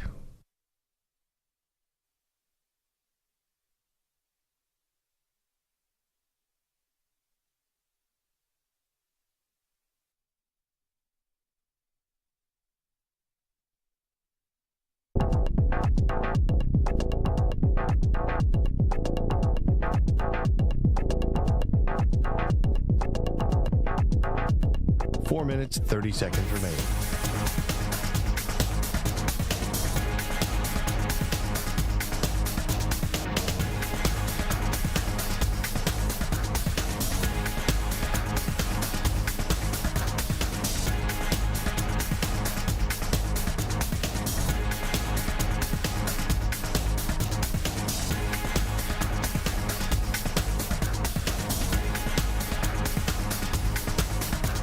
Four minutes remaining.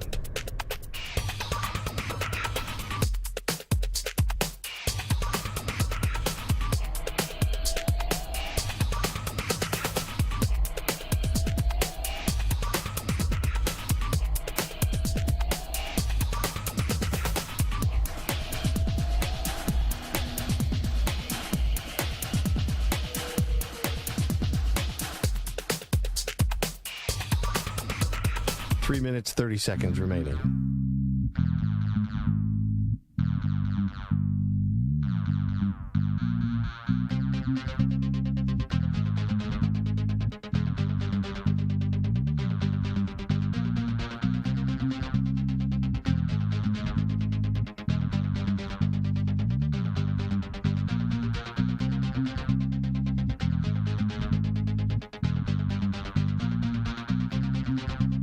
Three minutes remaining.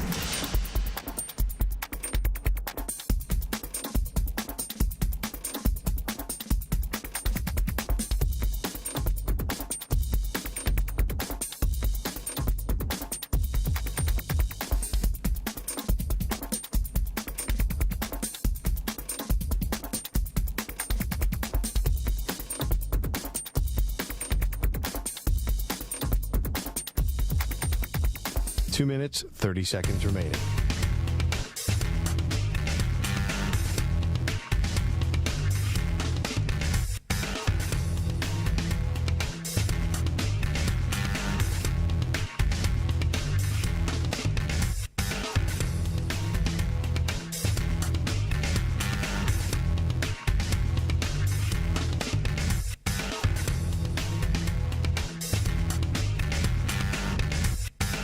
Two minutes remaining.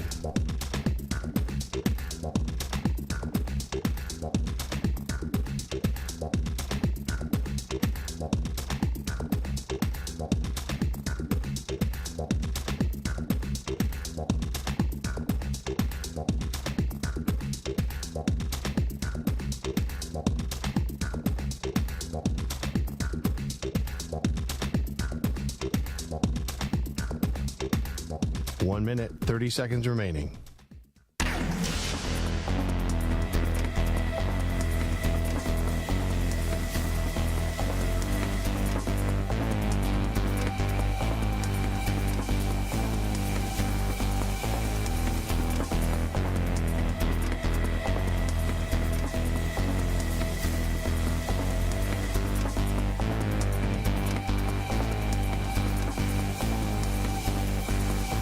Minute remaining.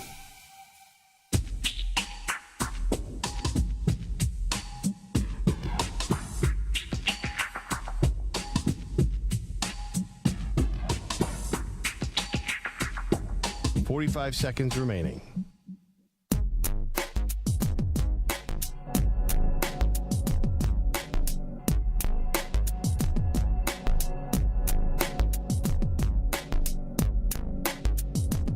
Seconds remaining.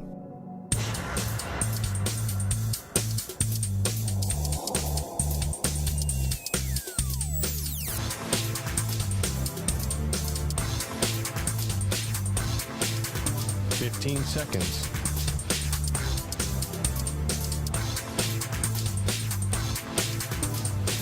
Break ends in 5 seconds.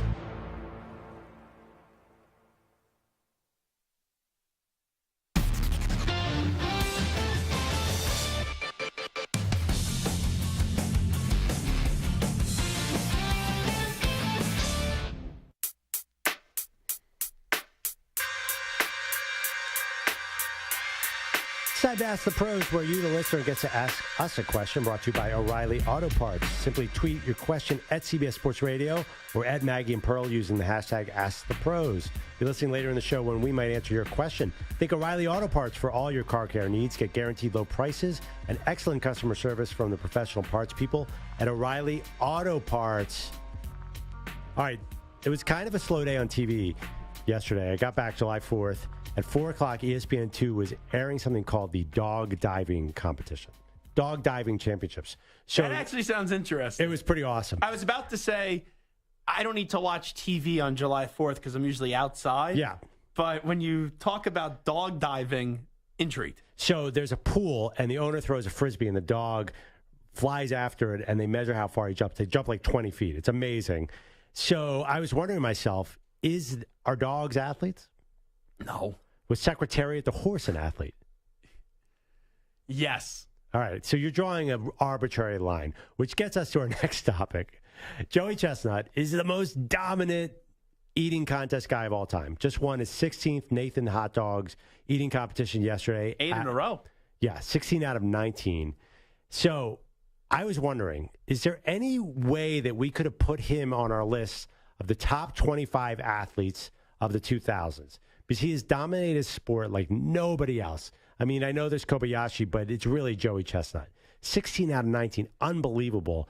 Would that have been crazy to put a professional eater on that list of athletes? The only reason you would put that athlete on that list, if you want to call Joey Chestnut an athlete, which he's not, is you would like to see my head explode. Because there was no Albert Pujols, there was no Barry Bonds, but then you would have Joey Chestnut on the list. No, I'm not saying I would put him on. I was just asking the question. I mean, I've seen behind-the-scenes footage. They do exercises to strengthen their jaw. They, lift weights with their mouth. It's bizarre. Sounds super weird and dirty. I don't even know what it sounds like. But they do a lot of exercises to increase their ability to eat. I just can't. I can't see how you consider, or how anyone would consider Joey Chestnut an athlete. Don't get me wrong. It's impressive where 2 years ago he was on crutches, playing hurt. He choked out that protester, ate 63 hot dogs in 10 minutes. And this year, I don't know if this is true or not, but I was following on social media, and I want it to be true, where they were about to call it off, and he goes, I'll rally everyone together, don't worry, and then he wins again. That's awesome. That's fun to follow on social media. But the moment you have anyone comparing Joey Chestnut to the all-time great athletes, that's when you're just looking for clicks, or we should all just quit this industry, because that's just a waste. Well, it is on ESPN. I mean, ESPN is the sports network of record. Should that be the standard anymore? There's a lot of things that get shown on ESPN that doesn't make for great content these days. Well, listen, the dog diving was great content, but you're saying the dogs are not athletes, which, I don't know. Is a greyhound in a greyhound race an athlete? Whatever. I think you could argue that there is. Do you consider chess a sport? Like, no. Does Magnus Carlsen deserve to be on a sports list? No. Here's the better question. Yeah. Right. Are NASCAR drivers or Indy drivers, are they athletes? That is such a ridiculous question. If anybody, NASCAR fans are listening right now, they're going to be so upset that you said that. You do not want to say that because there's so much physicality to what drivers do. Okay, so if you're saying that if physicality is part of what indicates what a sport is and what an athlete is, then it's clear that Joey Chestnut is an athlete, right? You can say a chess player is not an athlete. There's no physicality to it. Poker players are not athletes. They're sitting at a table. There's no physicality. There's physicality to it.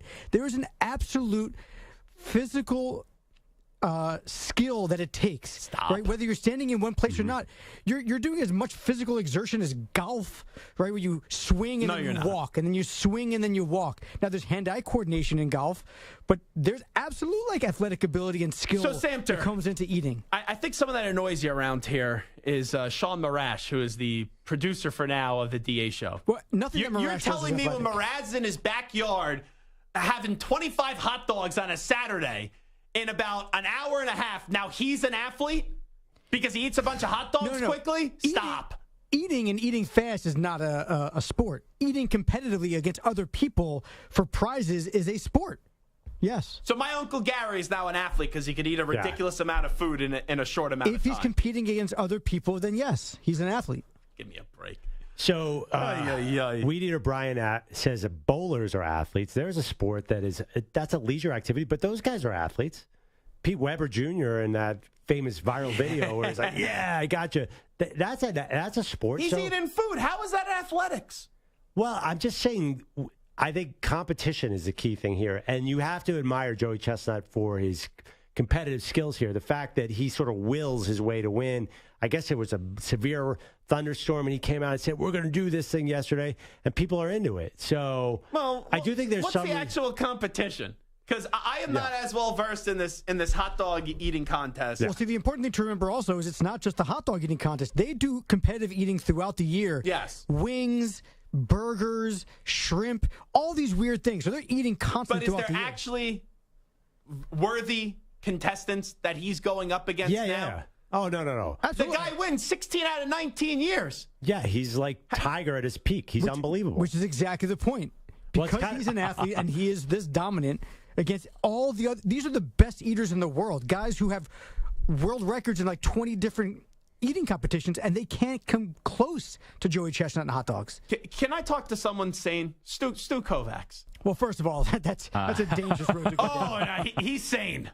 He has a pulse right now. Lakers, I'm just looking Raiders, for someone with Notre the pulse. Dame, he's not sane. He's gone crazy a long time ago. Do you consider Joey Chestnut an athlete? It's impressive what he does, but I don't consider it a sport. Thank you. That's all I need to hear. Everything else that I just heard for the last 10 minutes was music that I just can't physical understand. exertion is a sport. But you guys are drawing, Zach, you're drawing an arbitrary line. For example, you're saying dogs are not athletes, but horses are. So where do we draw the line? Professional eating is not a sport or is not athletic. What's the sport? So I don't know.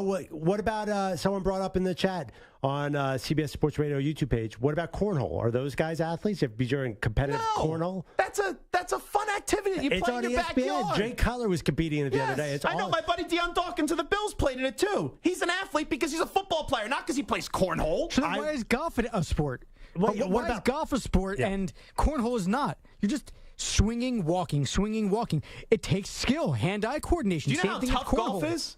Yes, it's difficult. There's a lot of people that have great hand-eye coordination that can't hit a golf ball. Yeah, your Uncle Gary's a great eater. He can't exactly out-eat Joey Chestnut. I don't know. I think if they would let him go on the table at the Nathan's Hot Dog Eating Contest, he would say, Joey Chestnut, you're nothing. You're done. How about you're good average. luck with that. Well, who are really the people going up against Joey Chestnut these days? Wait, you're saying the field of are you saying, Djokovic is about to win Wimbledon again, and he's beating everybody. That doesn't mean tennis players are bad. Joey Chestnut's just that dominant. Is a stud. Okay.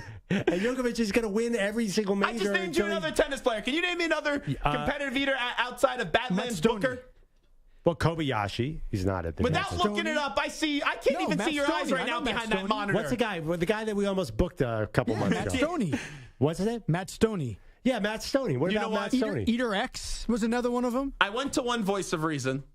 I can't believe I'm going to call this guy a Voice of Reason, but in this case, I actually think he's sane. Yeah.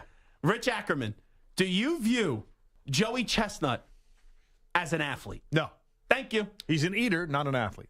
Well, we know he's an eater. So Thanks, Hack. I'm just saying, it's a difference. Ack was the tiebreaker. Stu was on my side. Samter's on your side. That's 2-2. I'm just going to ask a very simple question. Forget about Joey Chestnut. Just, what is an athlete? That's the question. What is an athlete? Okay, that's a bigger question. I Someone understand. that plays a sport. But I do think eating is not a sport. The NASCAR guys are how do you define a definitely sport? Now, here's one thing I disagree with you, Zach. You can't say that the field was weak because Joey Chestnut is dominating it. Listen, maybe there's a Karl Malone and a Charles Barkley in the 90s NBA stars version of these guys that cannot break out because Joey Chestnut is just completely dominating everybody. You don't know. You're not some competitive eating analyst, so don't throw your facts out here that it's a weak field. I'm just going by what the people have been telling me in the comments on Twitter, which is always a reliable place. It's as reliable as Wikipedia, I've been told. Okay, here's the thing. I kind of want to try out this competitive eating thing. Now, my version of it, because I'm skinny. I weigh about half what you weigh. I can eat, Zach. I think I could probably I could probably out-eat you. There's some skinny people that eat a ridiculous amount that never gained a pound. Those are the worst human beings on the planet. If we were going to have an eating contest, what would your food of choice be? I don't know. That's a great question. How about this? How many cheesesteaks do you think you could eat? De La Sandro's, Philly. One of your favorite places, one of my favorite places. Back in my prime. Back when I was hanging with the Weedos and the Purple Drinkers. I could throw down like 4 cheesesteaks. Now I'd be lucky if I could do a cheesesteak and a half. I could probably get 2 cheesesteaks down. I could do 4 cheesesteaks in a half hour easy. So could you. Wait. Cheesesteaks are like butter. Hold on.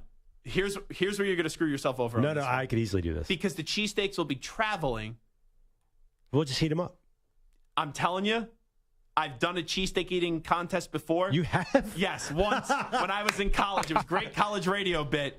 And that was coming from Philadelphia. Yeah. Early in the morning, you have to, I'm not a big fan of Cheese Whiz, but you have to get Cheese Whiz on it because if you go like provolone or American, it gets hard and then you're like ridiculous. But you can heat them up. You don't have to eat cold cheesesteaks. No, I'm telling you, it is to traveling cheesesteaks, you will have trouble. This is not good. This is not going to sound like a great right. name for a band. You will have trouble swallowing, Perloff. What are you talking about? I'm telling you. It's from personal experience at a cheesesteak eating contest. So cold cheese ruined your cheesesteak. Yeah. That sounds gross, first of all. Yeah, Did you have onions? Well, do we need to?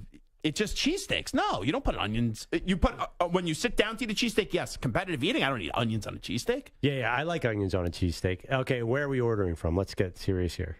Well, it has to be somewhere in the city. This city, New York, or Philadelphia? Is Stu or Samter driving down the turnpike to go get cheesesteaks and then bring them back up? No, but and the company's not going to give them any money to do that. Well, I think I could do a show in Philadelphia for a day. You want to go to WIP and do it out of the studios? I'm down. And I could definitely eat 4 cheesesteaks in a half hour. What about Wogie's? Wogie's is pretty decent in the city. Wogie's is good. I mean, it's not a Philly cheesesteak, but it's as good as you're going to get without having to go all the way to Philly. If I would eat 4 of these darn things, they better be Philly cheesesteaks. The people from Wogie's are from Philadelphia. I understand, and I like Wogie's a lot, but it's different than... So the water's different. I would be willing to go down to Philadelphia. Okay. And I put some money on the line here. I don't think... And you have won every food challenge so far. Yeah. 4 cheesesteaks in 30 minutes, big boy cheesesteaks, you're not eating 4 cheesesteaks in 30 minutes. Wow, 30 minutes is rough. If you threw out the number, bad negotiations. Can I get 35 minutes? No, 30. That's what you said. That last one. Wow. And then people say you can't drink a gallon of milk. Like, don't do the gallon of milk challenge. I think, first of all... I think I could drink a gallon of milk. The gallon of milk, easily. I ate the hot wings last week, and I downed a quart of milk like it was nothing in a minute. Just straight drank it. And you are a crazy eater. So I was impressed by the wing competition. I think I could do 4 cheesesteaks, and we'll hold this for maybe post-summer because we've been... Maggie said we're self-conscious on his beach bod, let me tell you. No, Maggie said we're too heavy on the food challenges lately. Basically, we haven't been doing any sports content for the last 3 weeks because we've been... That's a perfect time to do it. She ate a jar of jelly, I ate a jar of peanut butter, then we had hot wings. When football season comes around, I don't think people are going to want to see you be eating cheesesteaks. Maybe we do this. Yeah. If the Eagles are in a big game next year. Okay. That Friday before. Well, how about, September 10th.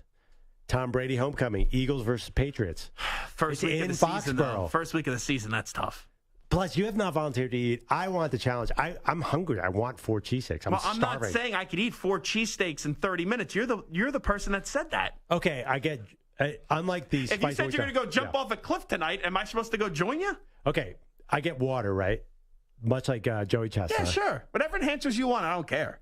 I need fresh cheesesteak, so it's got to be in Philadelphia. This is easy. In fact, I know the owners of D'Alessandro's. Yeah, Taylor said, yeah, but that's a little far from Center City where the radio station is. Yeah, it's about 20, 25 minutes. Yeah, I know that. I'm from right near there. I used to play golf right next to Walnut Lane. I don't think Jim's is back open. I know they burned down, so. Yeah, Pat's and Geno's are about 20 minutes away. And tourist traps, please. So, Ishkabibbles is right there. Ishkabibbles is good. Okay, this is shaping up. I'm liking where this is headed, Zach. Unlike your Patriots, I'm striving for excellence, not mediocrity. And Maggie's going to. And you'll be in the same spot as my Patriots on the outside looking in when this is all said and done. You're going to say in the bathroom. Maggie's going to come back. She's going to be like, wait, you did not do another food challenge. I actually think it's good for your show if you finally lose a food challenge. You guys have won all these food challenges. You've won the wing thing. Maggie did the jar jelly. You did the peanut butter in 3 minutes. It was. You know what? I call you an athlete for how quickly you down that peanut butter because that was impressive. I got to be honest. The only thing that's worrying me is the 30 minutes. I'm telling you. Can I negotiate that the time a little bit? Because cheesesteaks are huge. And the cheese to meat blend, when even if you get it hot and it's sitting there after one cheesesteak to the next. It's not any I may need to be on site, not David to be the EMT. Yeah. We may have to go get an actual EMT because the Heimlich may be issued. Yeah, definitely. I'd break your rib cage if I gave you the the problem Heimlich. is the bread. The bread is a huge problem. And it gets soggy. That's the word I'm looking for. No, the soggy is good. It makes it good. Anyway. I'm telling you, it's tough. It's and not by easy. the way, anyone who says this sounds gross is crazy because cheesesteaks are the best food made in the world. Cheesesteaks. I wouldn't go that far. I love cheesesteaks, but I wouldn't go that far. The best food ever? Come on, what are we doing here? Cheesesteaks. I mean, you know what you sound like? You sound like someone right now that's saying Victor Wembanyama is going to be the best player ever. No, he's Victor Wembanyama. No, the cheesesteaks are legit.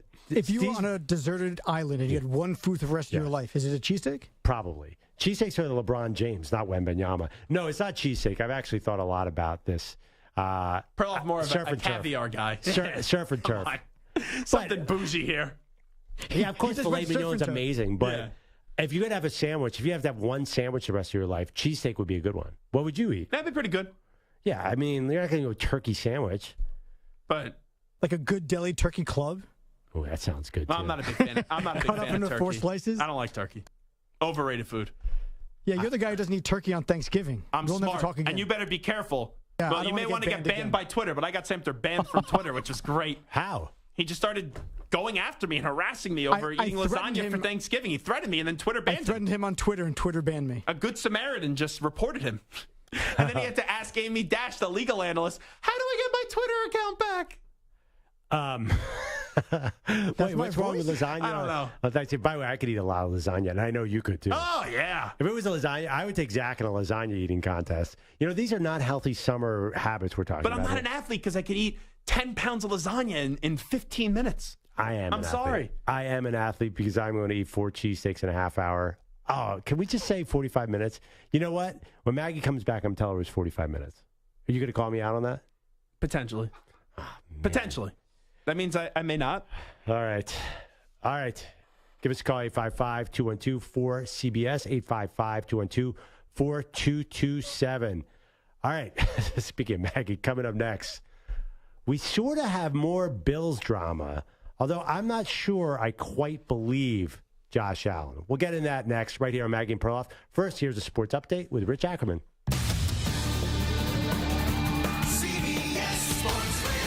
Sports Flash. Well, the Orlando Magic have made some strides over the last couple of years. Now GM John Hammond moving into a senior advisory role, and Anthony Parker was promoted to general manager. The Reds have been bolstered by their youth and have been one of the feel-good stories of the first half of the baseball season. They're looking for their 3rd playoff appearance over the last 10 years and currently in the top spot in the NL Central, holding a 1-game lead over the Brewers. Tonight, they go for their 4th straight in Washington with Graham Ashcraft on the mound, hoping to put his June swoon behind him. He had gone 0-3 last month with an ERA over 16. All-star Josiah Gray goes for the Nationals. The Marlins have been another surprise coming off their 50th win.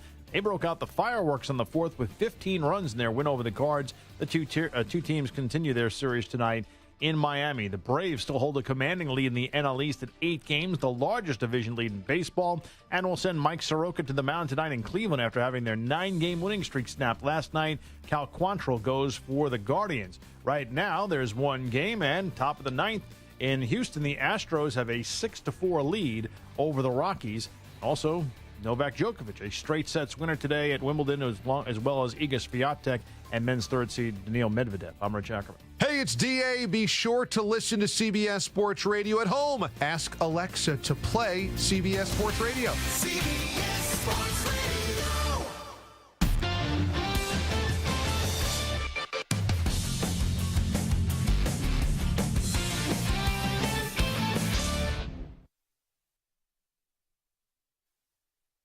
You're in a 5-minute break.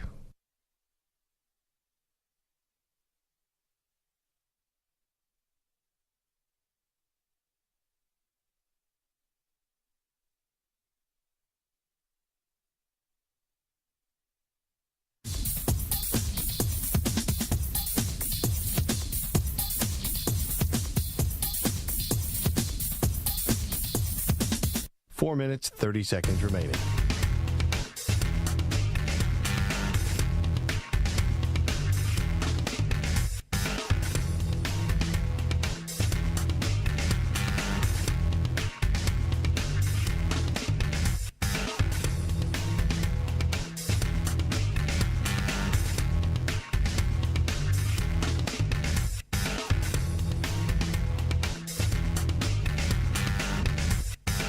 Four minutes remaining.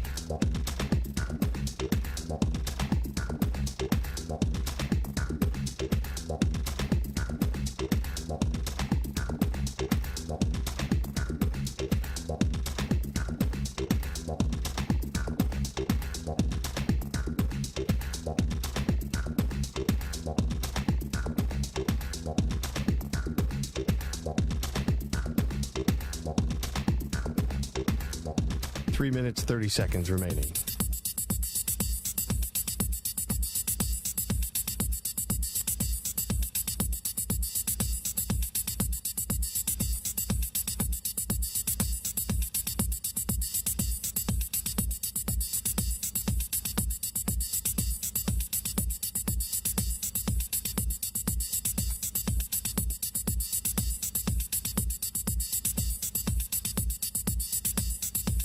Three minutes remaining.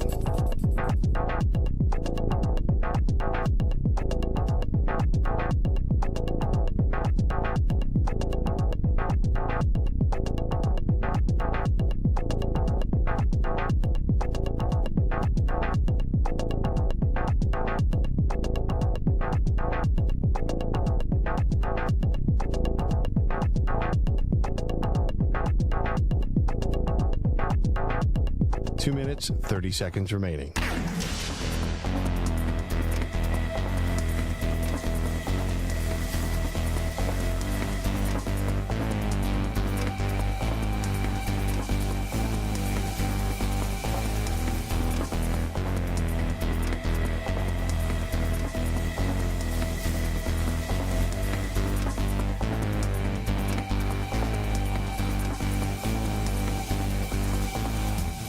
Two minutes remaining.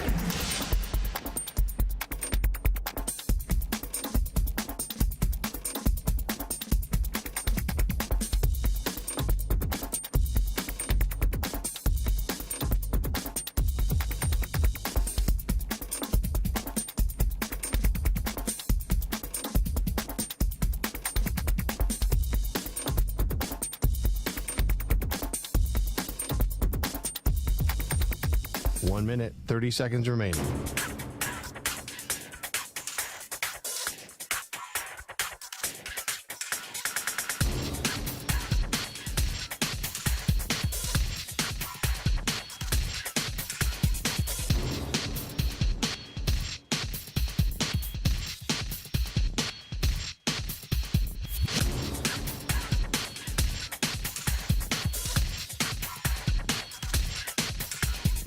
One minute remaining.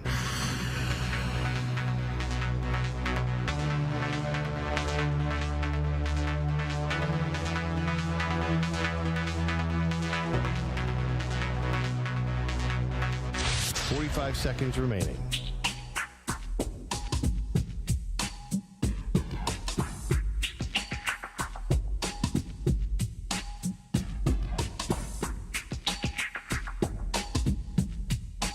Seconds remaining.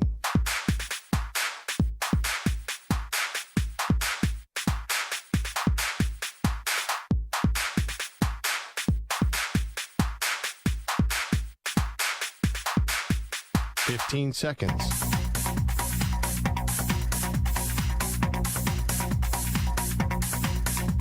Break ends in 5 seconds.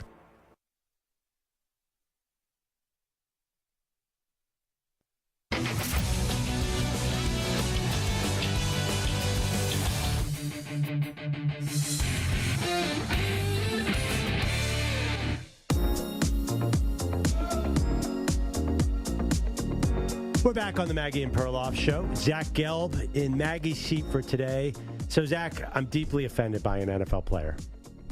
Josh Allen, the Bills quarterback, has the gall, the nerve to say the media is blowing an NFL story out of proportion. Oh, that's not why I'm annoyed at Josh Allen. Well, I'm just saying, he's saying that we're blowing the latest story, Stephon Diggs, who, of course, left minicamp. We're blowing it out of proportion. Yeah, ridiculous. No, Josh. We blow everything out of proportion in the summer. That's what we do. Well, no, I'm sorry. The media didn't blow this at? out of proportion. It's because his coach and Sean McDermott went up there and said that he's very concerned. So if the head coach, the head honcho of the football team gets up to the podium and they go, "Are you concerned Stephon Diggs isn't here?" "Yeah, I'm very concerned." What should the reaction be? The coach is saying he's very concerned. I'm not concerned whatsoever. That doesn't make sense. But McDermott did walk it back. He did walk it back. Whatever that means. I'm just kidding. No, damage control the next day because But you will agree with me that often the media will blow up an off-season story because of the news cycle. That part is true. There's some times where stories get exaggerated when there's not a lot to talk about. Yeah. This is usually one of those times. The Stephon Diggs story was not blown out of proportion. Okay. He showed up. He got the medical exams on Monday. Then Sean McDermott, Brandon Beane meet with him on Tuesday. And Josh Allen, I give him credit for this. He did reveal that it was Sean McDermott who sent him home, or that's at least what they're trying to tell you now. But there was a blow-up where Stephon Diggs didn't get to the practice. Now, I've covered those practices in the summer. They're monotonous, they're boring, they're irrelevant. But when you have a star player in a year that it's Super Bowl or bust for the Buffalo Bills either get sent home or storm out, there's something to monitor there. Yeah, and also remember in the playoffs, of course, Stephon Diggs was getting upset with Josh Allen. It looked like Josh Allen very clearly on the sidelines when the Bills' offense stalled at the end. Okay, Josh Allen takes exception to what you're saying, says we blew it out of proportion. He was on Barstool's Bussin' with the Boys with our guys Will Compton and Tara Luan. And here is what Josh Allen had to say. I love him. That's my guy. The media has blown this so far out of proportion, right? Like we are in rookie or mini camp. We're not playing a game for 4 months. He doesn't show up one day. He's still there. You know, coach asked him to go home. We were in talks and discussions of trying to resolve some things, and it wasn't anything major. And media just blew it up. And they're still talking about it. So like, let it go. Let it go. There's no reason to continue talking about it. It was not a big deal. My house has a fire in the kitchen. Just let it burn. No big deal. No one pay attention to it. It may not be a huge problem, but there is some sort of problem to monitor and to watch and to talk about. It's not a fire in the kitchen size problem. It's more like a leak in the bathroom size problem, though. Which is a problem in your house. It's a problem. Especially the way that you eat. No, but it's a problem if we get in the season and things are not going well, which is always happens on an NFL team. You have no idea how many things are buried by the coach. Yes, absolutely. Every team has these issues. I think that's what Josh Allen was saying. Like, you think that this is the only team where there's an unhappy wide receiver? 32 teams have a wide receiver who thinks he should be getting more targets, or in Stephon Diggs' case, more say. So this is, I think, more common. I understand where Allen's coming from because week 3, Allen's going to be throwing it all over the field to Diggs, and it's going to work. So to me, I kind of understand this. I think I haven't seen enough to label this as a crisis for the Bills. Like, I'm not betting the under on the win total for the Bills because of this. But let me ask you this, because I agree with a lot of what you just said, but it's something to monitor where, let's say they play Week 10, Monday, November 13th, Monday Night Football. Everyone's watching up against the Denver Broncos. And let's say Patrick Surtain Jr. shuts down Stephon Diggs, and Diggs is walking to the bench, and he's yelling at Josh Allen. They get into a heated confrontation. That happens all the time. Yep. But what happens if it goes to a level where after the game, Stephon Diggs throws the coach or the quarterback under the bus and then misses practice the first day next week, and then you get a suspension?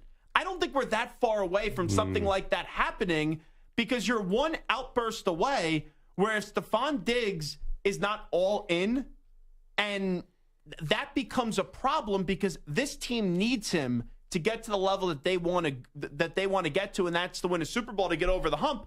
I'm not telling you this is a major problem right now, but it's definitely worth monitoring. You had a guy just storm out of the building or get sent home. Okay. I remember Terrell Owens, somewhere around 2007, was doing push-ups in his driveway with his agent Drew Rosenhaus there. I think it was sit-ups. Sit-ups, right. He was doing a workout for the media. Now that Next question. That was a problem. Mm-hmm. I don't think it gets to that. Well, part of the reason was we had such a history with T.O. being so disgruntled with teams. Now, Diggs, we do have a little bit of history. He sort of got his way off the Vikings, didn't want to be there anymore. I don't think he wanted to be with Kirk Cousins, who's actually a pretty good quarterback for wide receivers. So now he's in Buffalo. It looks like he's disgruntled again. Now, here's the thing. If Buffalo is good, you know it's going to disappear. Because if they're good, they're going to need Diggs to be good. And I think this is a summer problem that I'm not convinced is going to carry over in the fall yet. The regular season, and it's tough to say the regular season is irrelevant in where the AFC East is and the AFC is, but for the Bills in the regular season, there's going to be nothing that they do that makes me say I'm all in or all out on the Buffalo Bills. It's come postseason time where they have been there consistently under Sean McDermott, where they now need to go to a Super Bowl. Because I know the general manager didn't say it last year, Brandon, being that Super Bowl or bust. I don't care what anyone's saying. It was Super Bowl or bust last year. You failed. You got embarrassed against the Bengals in your own building, too. And this year, it's Super Bowl or bust once again. You have to go win a Super Bowl. That's a fan base. That is a great fan base. They deserve a Super Bowl. You have a team that should be good enough, and I need everybody all in. That's what I don't get. What is Stephon Diggs really unhappy about? All right, targets, it happens all the time, sure. You have a really good situation in Buffalo. And you had an okay situation in Minnesota. But until you got to Buffalo, no one looked at you and said, oh, this is the great Stephon Diggs. Now people look at you as the great Stephon Diggs. I need him to be all in, and I just wonder how all in is he, because we got to something that we saw a few weeks ago that was not good. But have you ever seen him not give 100% on the field in an actual game? Forget June minicamps. No. So that's why I'm giving him the benefit of the doubt here. My problem with the Bills is not really Diggs and all in. They need to figure out a way to sit on leads. They need to be able to run the ball. They need Von Miller healthy. They need Von Miller healthy. They need a first down in the second half. I wouldn't mind having a little Dalton Kincaid take off here. Now I like Dalton Kincaid. Dalton Kincaid is somebody who can get you a 12-yard catch. They don't really have that other than Diggs. So I feel like if they can slow the game down, play more complimentary football, they'll figure things out, and Diggs will be right along there for the ride. But just to counter Josh Allen, I don't think anyone realistically is saying this is a big, big problem, but it is a problem, and it is something to monitor. That's what I'm just saying about this. It's something that's brewing, that the coach didn't handle it the right way, where he probably made it a bigger deal than what it needed to be. But this is something that's going to follow them until they're standing on the stage at the end of the year with the Lombardi Trophy. All right, we only have 30 seconds here, but I want to go to Sean in Oregon. Sean, you think I could take down 4 Philly cheesesteaks in a half hour? I think you probably could, brother. But that's not even like a really good sandwich. What? You know, and Cheese Whiz is not good cheese. Well, a good sandwich you could eat hot or cold. There would be no dispute about it. In fact, you remember last year when we had that bet with we were talking about Russell Wilson against, and I won that bet. I didn't even take you up on that case of frozen cheesesteak sandwiches because I don't want frozen cheesesteak sandwiches. I offered you smoked salmon, and you come back with cheesesteak sandwiches? I'm sorry. I'm hanging up on Sean. Smoked salmon over a cheesesteak? Stop it, Sean. What is he doing? No. Sean's right. You'd rather have smoked salmon over a cheesesteak? You just said cheesesteak's your favorite food. No, but do not discount the smoked salmon out of the Oregon and Seattle area. It's amazing. I love salmon. Love it. But over you don't get it right out of the river there in Oregon. Amazing. All right. You'd rather have smoked salmon over a cheesesteak? No, I'm not saying I'd rather. I want to eat them both. I don't need to hear about a smoked salmon over a cheesesteak. Half hour of cheesesteaks and 15 minutes of smoked salmon. 15. Right. There you go. That's all I need to know. All right. Well, let's grow up here. Because coming up next, we have John Smoltz come on. Is there anything to worry about with Shohei Ohtani? You going to ask him if he's an athlete, too? He's definitely an athlete. All right. Smoltzy's next. Right here on Maggie and Perloff.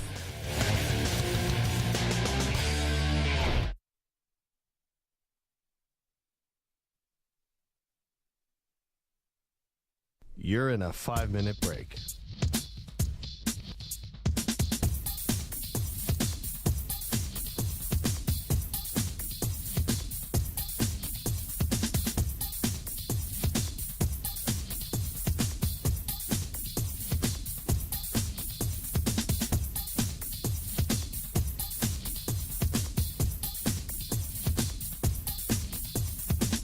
Four minutes, 30 seconds remaining.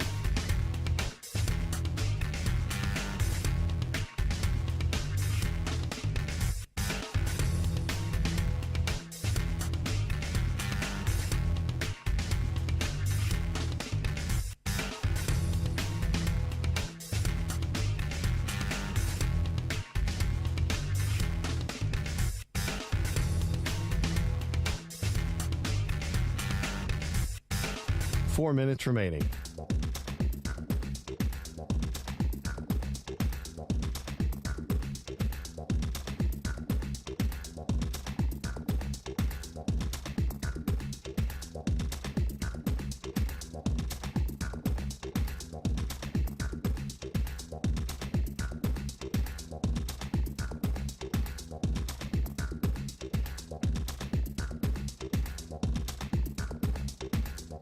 Three minutes, 30 seconds remaining.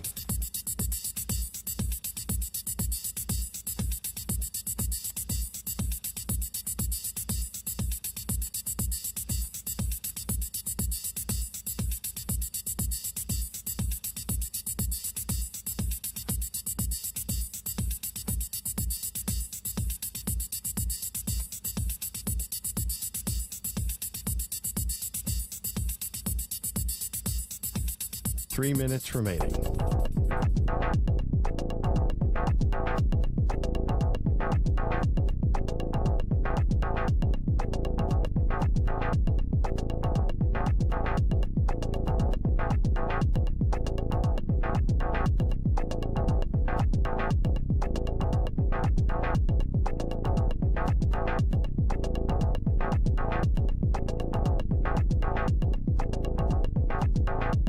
Two minutes, 30 seconds remaining.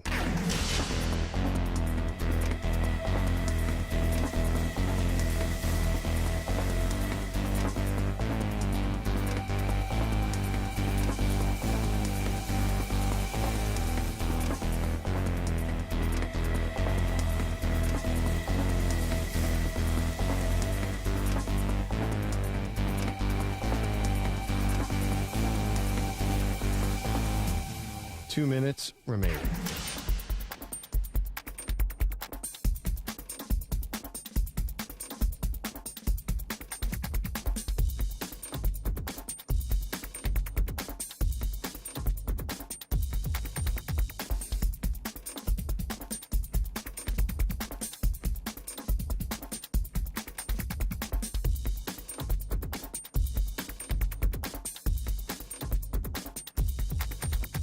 One minute, 30 seconds remaining.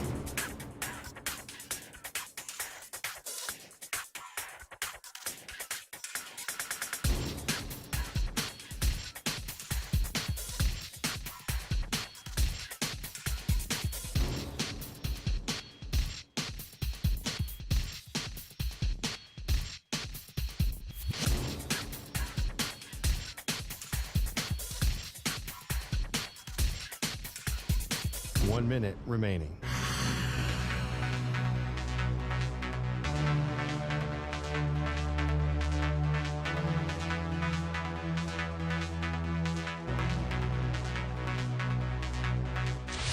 Five seconds remaining.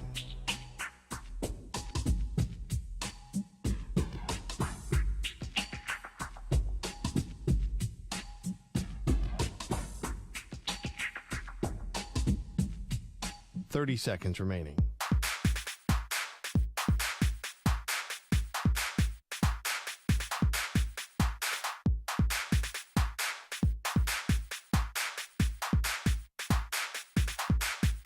15 seconds.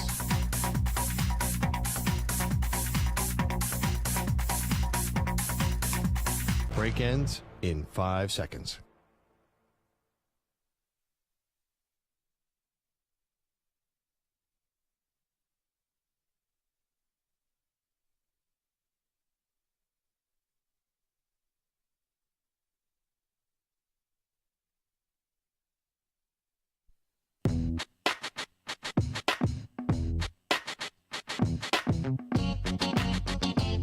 We hit 1,000 new YouTube subscribers, and that was the deal. Once it got done, we were going to destroy the Carson Wentz poster. All right, Guidos, Purple Drinkers, this is for you. Yes. You did. Yes. All right, now Perloff, here you go. Carson is not crumbled. Not going down. Okay, ready? I'm going to go like Office Space and do it sort of with the other end of the bat. Oh, yeah. You just give it the rip? Yeah, rip it. Rip. Maggie can't rip it. All right, let's both of us try. Okay, here, wait, you try. This thing is tougher than the actual Carson Wentz. They are Maggie and Perloff on CBS Sports Radio. Welcome back to Maggie and Perloff. Zach Gelb is in for Maggie Gray today, and we're really excited about this. Of course, playing soon in the American Century Championship at Tahoe on NBC is John Smoltz. John is in the car. I see. John, how you doing, buddy? I'm doing pretty good. I'm in transition of just got back from Scotland, greatest probably golf trip I've ever had. I'm getting ready to go do the game this weekend in Houston, then the All-Star game, and then American Century Championship. That is the goal, the dream, bucket list. You name it. I'm running out of time to win that thing. So this has got to be it soon, or we're in trouble. John, did you play golf in Scotland, and how late did you play? Could you play like midnight golf? Oh man, I'm telling you right now, I don't know what my expectation level was, but whatever it was, it exceeded it about 5 to 10 times. We experienced everything. We paid our dues when we got there. Tremendous rain and wind at Turnberry the first 54 holes. Then we got a nice couple days. Then we got the end of the trip, 35-mile-an-hour winds, sunny. Yeah, you could play till about 10 o'clock at night, and it is, for golfers, I had always heard it is the Mecca. It is everything, and I was blown away. John, there's one thing I used to say when I was on the Dan Patrick Show to Dan that would make him more mad than anything. I'd watch the British Open. I'd say, those fairways are so wide. I could hit the fairway every time and dominate this course. He's got no shots, Smoltzy. Come on, tell him how it is. Now, I'm going to tell you something. When I played Turnberry, I could remember watching the tournament, right, and seeing the scores on the front nine and go, what happened? Did they forget how to play on the back nine? I mean, what happened to the scores? Well, my first time playing it, 2 under through 8. I'm going, here we go. This is going to be a great day. I bogeyed 9 of the last 10 holes into the wind to finish the deal. And I totally got it. I understood when that wind blows and it turns, you got no chance. I don't care how great a golfer you are. What's your handicap these days?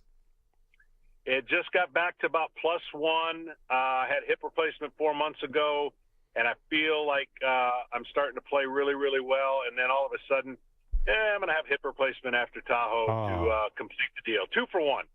Get it done, and then be bionic and ready to go again. Talking to John Smoltz, of course, Fox Sports. Next week we'll call the All-Star Game. So, John, Shohei Ohtani last night was diagnosed with a blister, taken out in the 6th inning. Probably will not pitch in the All-Star Game. Is this anything to worry about? And I know he had a nail problem before as well. Yeah, you just don't want this to linger. You don't want it to translate into an elbow, shoulder. Believe it or not, if you got a blister and you're altering your way you throw, you can translate that into other things. So that's why pitchers get a lot of grievance, a lot of, you guys aren't tough because you can't pitch with a blister. Well, you really can't, and there's a reason for it. And they'll be cautious with him. It's unfortunate. It looks like he won't pitch. I wanted to see the whole deal, the whole show, the greatest player and the greatest freak on earth. But, they're doing the right thing. And when you have a cracked nail and you have that kind of stress on your finger, it does turn into a blister, and you just don't want that to last and be lingering. The Hall of Famer John Smoltz here with us. So the Angels are 4 games out of that final wild card spot. Now Trout's going to be out for an extended amount of time. Ohtani's a free agent at the end of the year. Is it time for the Angels maybe to get as much back, or would you just ride this through and hope to get a chance to re-sign him in the offseason? I'm telling you, man, to play that kind of GM right now, look, a year and a half ago, I kind of talked about this as everyone was kind of questioning the same thing. They were like, well, what's going to happen? Can they re-sign him? They're not going to the playoffs. It's a franchise changer. A year and a half ago, you could have got a boatload. You could have got 6 players. You could have changed your franchise for the future if you knew you weren't going to re-sign him. And the same holds true now. It's not as great of a package you're going to get unless that team you're trading him to has the ability to re-sign him come free agent. So that's what you're looking for. I would be listening to everything, because if they can't, or if it's not in the cards to re-sign him, why wouldn't you? I mean, I know they want to get in the playoff, but things change when Mike Trout gets hurt. When he's out 8 weeks, things change. You can't guarantee that this team's going to be in the mix in 8 weeks from now. And so there's going to be a point where if it's out there, and I'm talking about teams not trying to cherry pick Ohtani for a half a season or less. I'm talking about making a significant franchise move and getting the most you can. Why wouldn't you consider that if you're the Angels? John, if they did trade him, or even if he resigns there for, say, some outrageous number like $600 million, which I think if anyone's worth it, it's him. You know, we were talking about a blister on his right finger. A lot of people yesterday are like, oh, no, is this something more serious? Do you think the team that signed him would consider phasing out one of the duties that he has, maybe eventually moving him to just hitter and not pitcher? Or do you have to ride the 2 things he can do as long as you can? I think you got to ride it as long as you can. And I think the intriguing part's going to be what the contract ties to in the future, right? X amount if he does both for the next 5 to 7 years, and then if he transitions into, oh, by the way, just a great hitter, then, the contract reads. I don't know how they're going to do that, but to think he's going to do this for the next 10 years is a little much. And I would be a little bit on the side of wanting to see him do this for the next 5 years.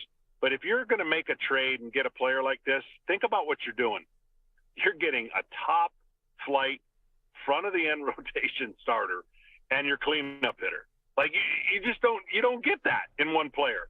And what you would have to give up would be such a prospect basis to kind of be equivalent of, you're never going to replace. You couldn't think of 2 players right now that isn't named Mike Trout that you would make a trade straight up for in Shohei Ohtani. Even as great as Acuna is with the Atlanta Braves, you wouldn't make that trade straight up if you're the Angels.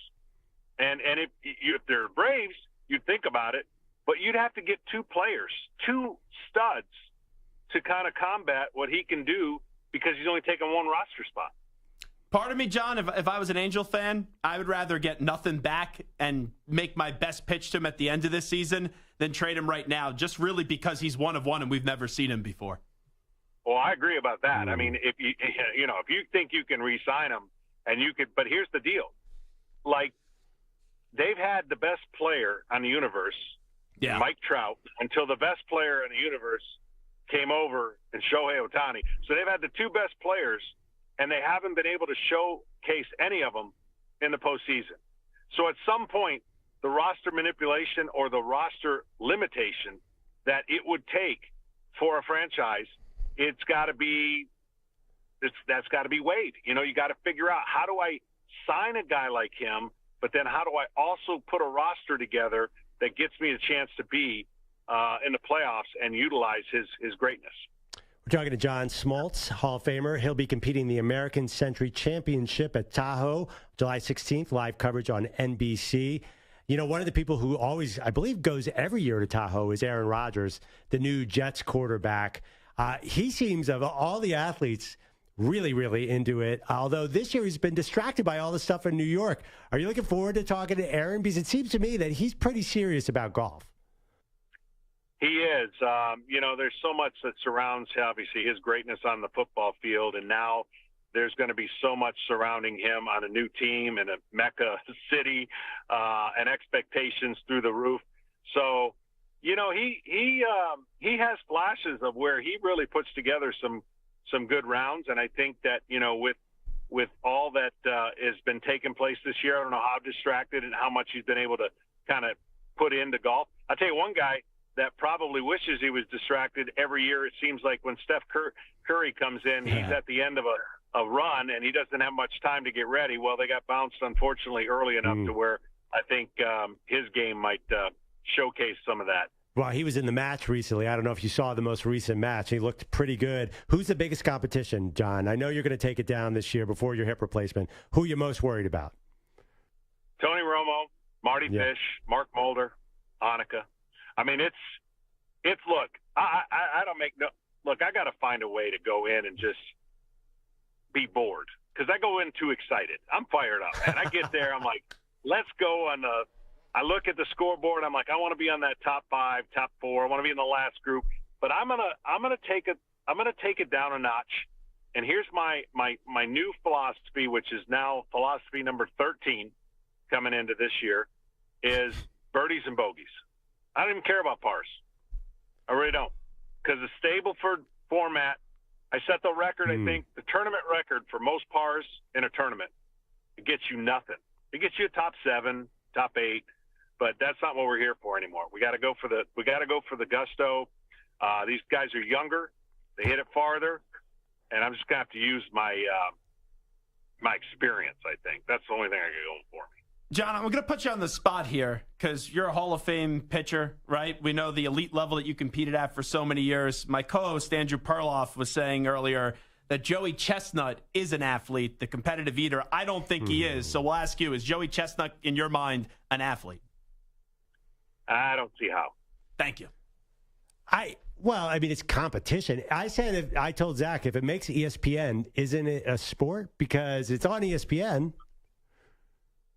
Well, I'll give you that. I mean, it is technically considered a sport. I haven't seen Joey Chestnut do anything else other than eating hot dogs, so he's the best and the greatest, and bow down to him. I don't know that that translates into an athletic accomplishment, but having said that, nobody's beaten him. So, you know, I don't know what he does leading up into, you know, this kind of competition. I don't even want to think about it. But maybe he becomes an athlete after he wins it to get all those carbs and hot dogs and, you know. Well, maybe that's when he becomes the athlete. Maybe he'll show up at Tahoe one year at the American Century Championship. John, real quick, last week we got in a little bit of trouble. We had a list of the top 25 athletes since 2000, and we actually put Clayton Kershaw ahead of Mike Trout because of the postseason success. So this is athletes since the year 2000. If you had to order those two guys, who would you put first as the most accomplished of this century? Well, I mean, in fairness, I see what you're saying there. In fairness, Kershaw's done it longer. Yeah. And he's been super consistent, and there has never been a lag. You could say the same thing, obviously, for Mike Trout, but he's been hurt a lot. Kershaw lately has been, missing some time, but I think that's part of the equation. It's not fair, unfortunately, for Mike Trout that he can't get to the postseason. It's a team sport, and being able to compete and do that, we all want to do that. I think whenever you're talking about pitchers to position players, it's not a fair conversation unless you're talking about an elite pitcher that has an impact that Clayton Kershaw has had in his organization. But when it's pitcher to position player, the pitcher's going to lose every single time. And I get it as a former pitcher. You're only impacting a team, to a degree that is minuscule compared to a position player. What do you think ends up happening with Aaron Judge? You think he's going to return this year, or is this it for him this season? Man, I did that game, unbelievable catch, and we were just talking about the one guy that the team cannot afford to get hurt is Aaron Judge, and unfortunately, that ended up being that play. I hope he comes back, but I hope he doesn't risk coming back for the sake of playoffs. This is not an injury where you sit there and go, oh, it's no big deal. Like, he can push off. No, this is essential. This is anchoring. This is pivoting. This is the kind of the way hitters hit. And so hopefully he's able to return because the New York Yankees desperately need him. It's a totally different team. I said this, and I'll go on record again saying what he does for the Yankees is what Barry Bonds did for the Giants when he transformed a basic lineup that, again, with all those things being considered, he still change the lineup before him and after him into a nightmare for pitchers. And that's what Judge does for the Yankees. John, we're looking forward to seeing you next week at the All-Star Game and then dominating, of course, the American Century Championship. Birdies and bogeys. No pars. I love that strategy. Yeah. No pars. I'm going with that dominating birdies and bogeys. And if we're going to win, let's just lap the field, I guess. Yeah, and you're not going to leave any putts short. Just go for it. I want to see a putt that goes 30 yards past the hole. Is that? well, the one thing we got to stay away from is double bogeys because that's a minus, and that's the one thing. You stay away from double bogeys, you got a chance to win. Well, you trained in Scotland. You're ready to go this year. I feel like it's going to happen. Right. All right, John, really appreciate the time. Look forward to talking to you again soon. You got it, guys. Thanks for having me. Take care. I would love to be in that stage of life as a golfer where I could say, I'd rather have a bogey or I'd rather have a birdie. I don't want pars. No. Birdies and bogeys sounds like a life philosophy more than a golf. That's amazing. Yeah. It's just an aggressive philosophy. And you're right. They have that funny scoring system. I watch that every year on NBC. And you remember Jack Wagner, the former soap opera actor, dominates it. Never understood the scoring whatsoever. I just sort of watch where people I know are in the thing. And Smoltz is good, but, Romo is awesome. So that's going to be tough for John to squeak this one out before he gets hip surgery. And I think Romo has a little frustration to let on out after getting just destroyed in the playoffs this year by a lot of pundits. Oh, yeah. Well, listen, he's still getting paid plenty. All right, coming up next, we'll dive back into NBA free agency. Did the Los Angeles Lakers do enough? That's Stu's Lakers. Did they do enough to give LeBron James another shot at the title? That's next on Maggie and Perloff. You're in a 5-minute break.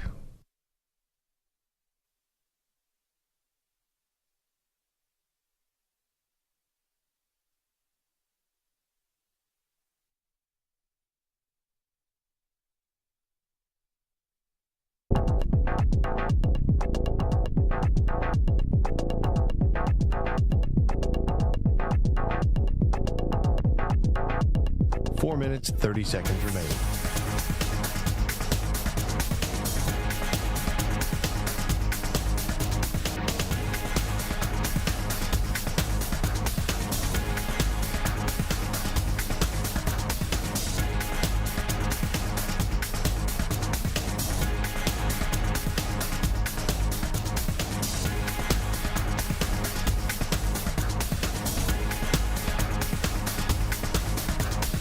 Minutes remaining.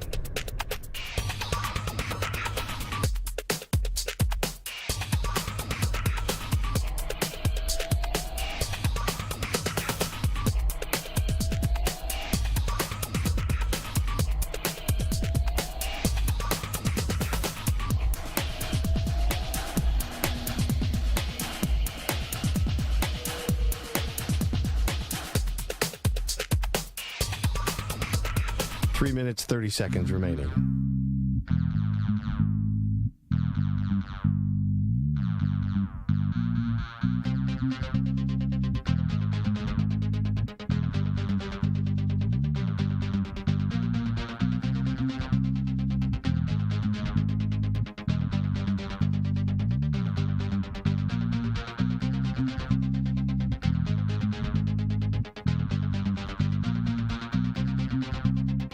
Minutes remaining.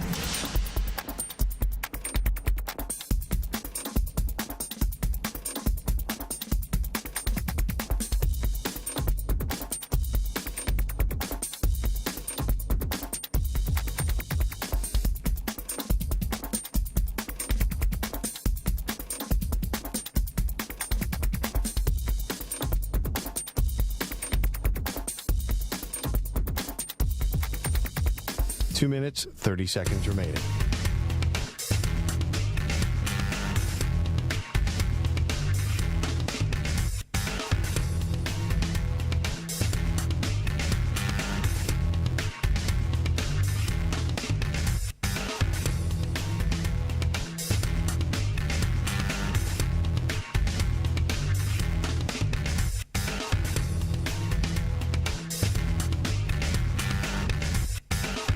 Minutes remaining.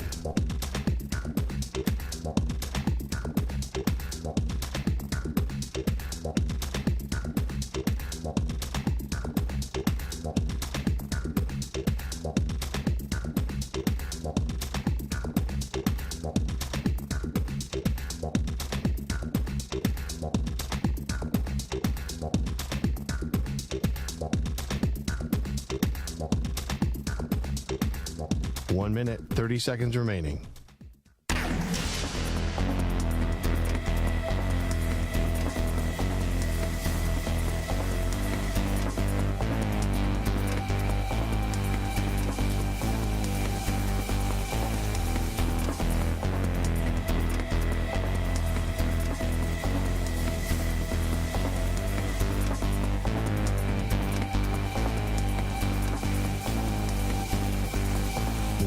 Remaining.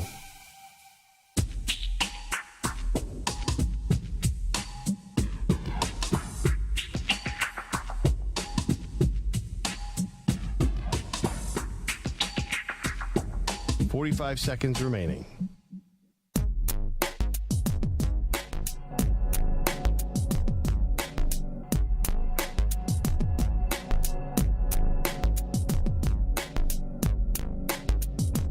Seconds remaining.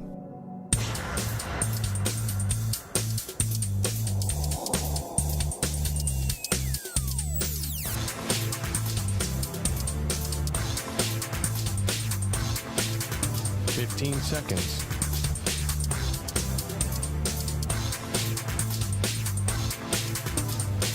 Break ends in 5 seconds.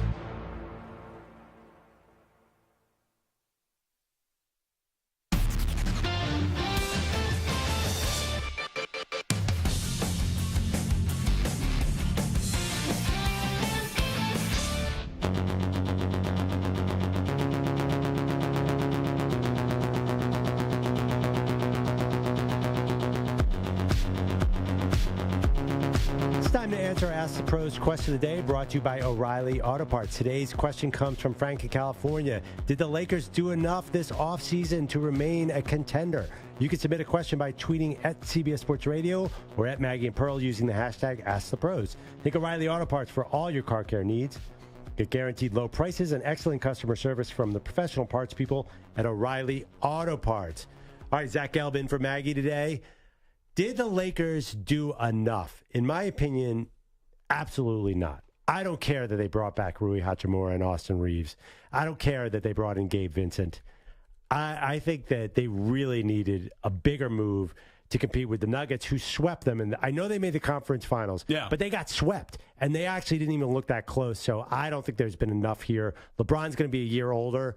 I think they needed to do more. I don't view the Lakers as a championship team, but I view them as a team that could get to the Western Conference Finals again.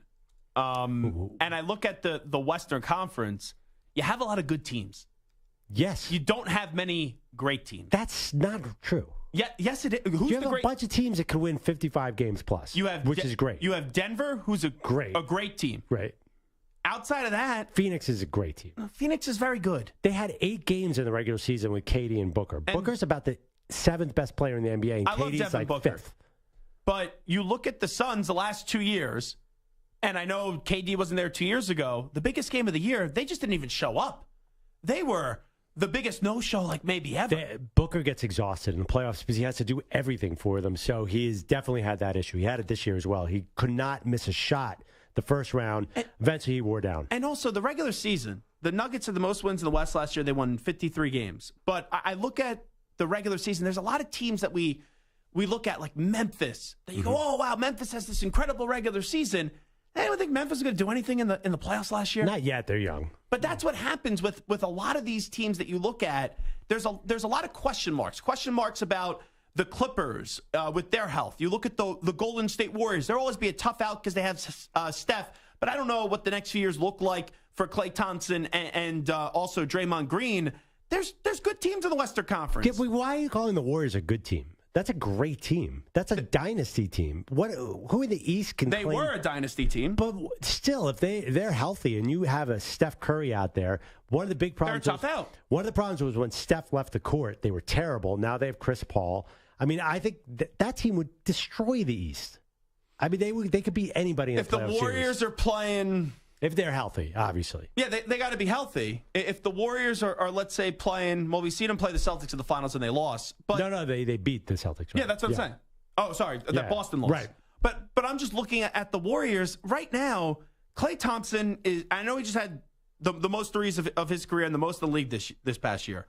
but he goes from month to month. Yeah. You look at Draymond Green, every other month he's a headache, and then he's on board. They're a good team. They're not a team that I look at and I go, oh my God, holy smokes, this is the Warriors of a few years ago. They got old. We'll see. I think that's why the Lakers have a shot. I will say this about the West: there's potentially great teams.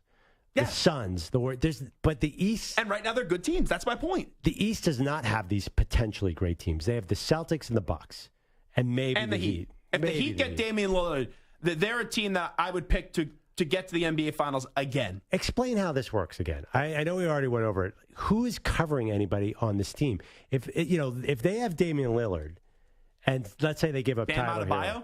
Hero. Okay, so Bam Adebayo is covering the center. Are you going to play Kevin Love? Who's covering the power forward?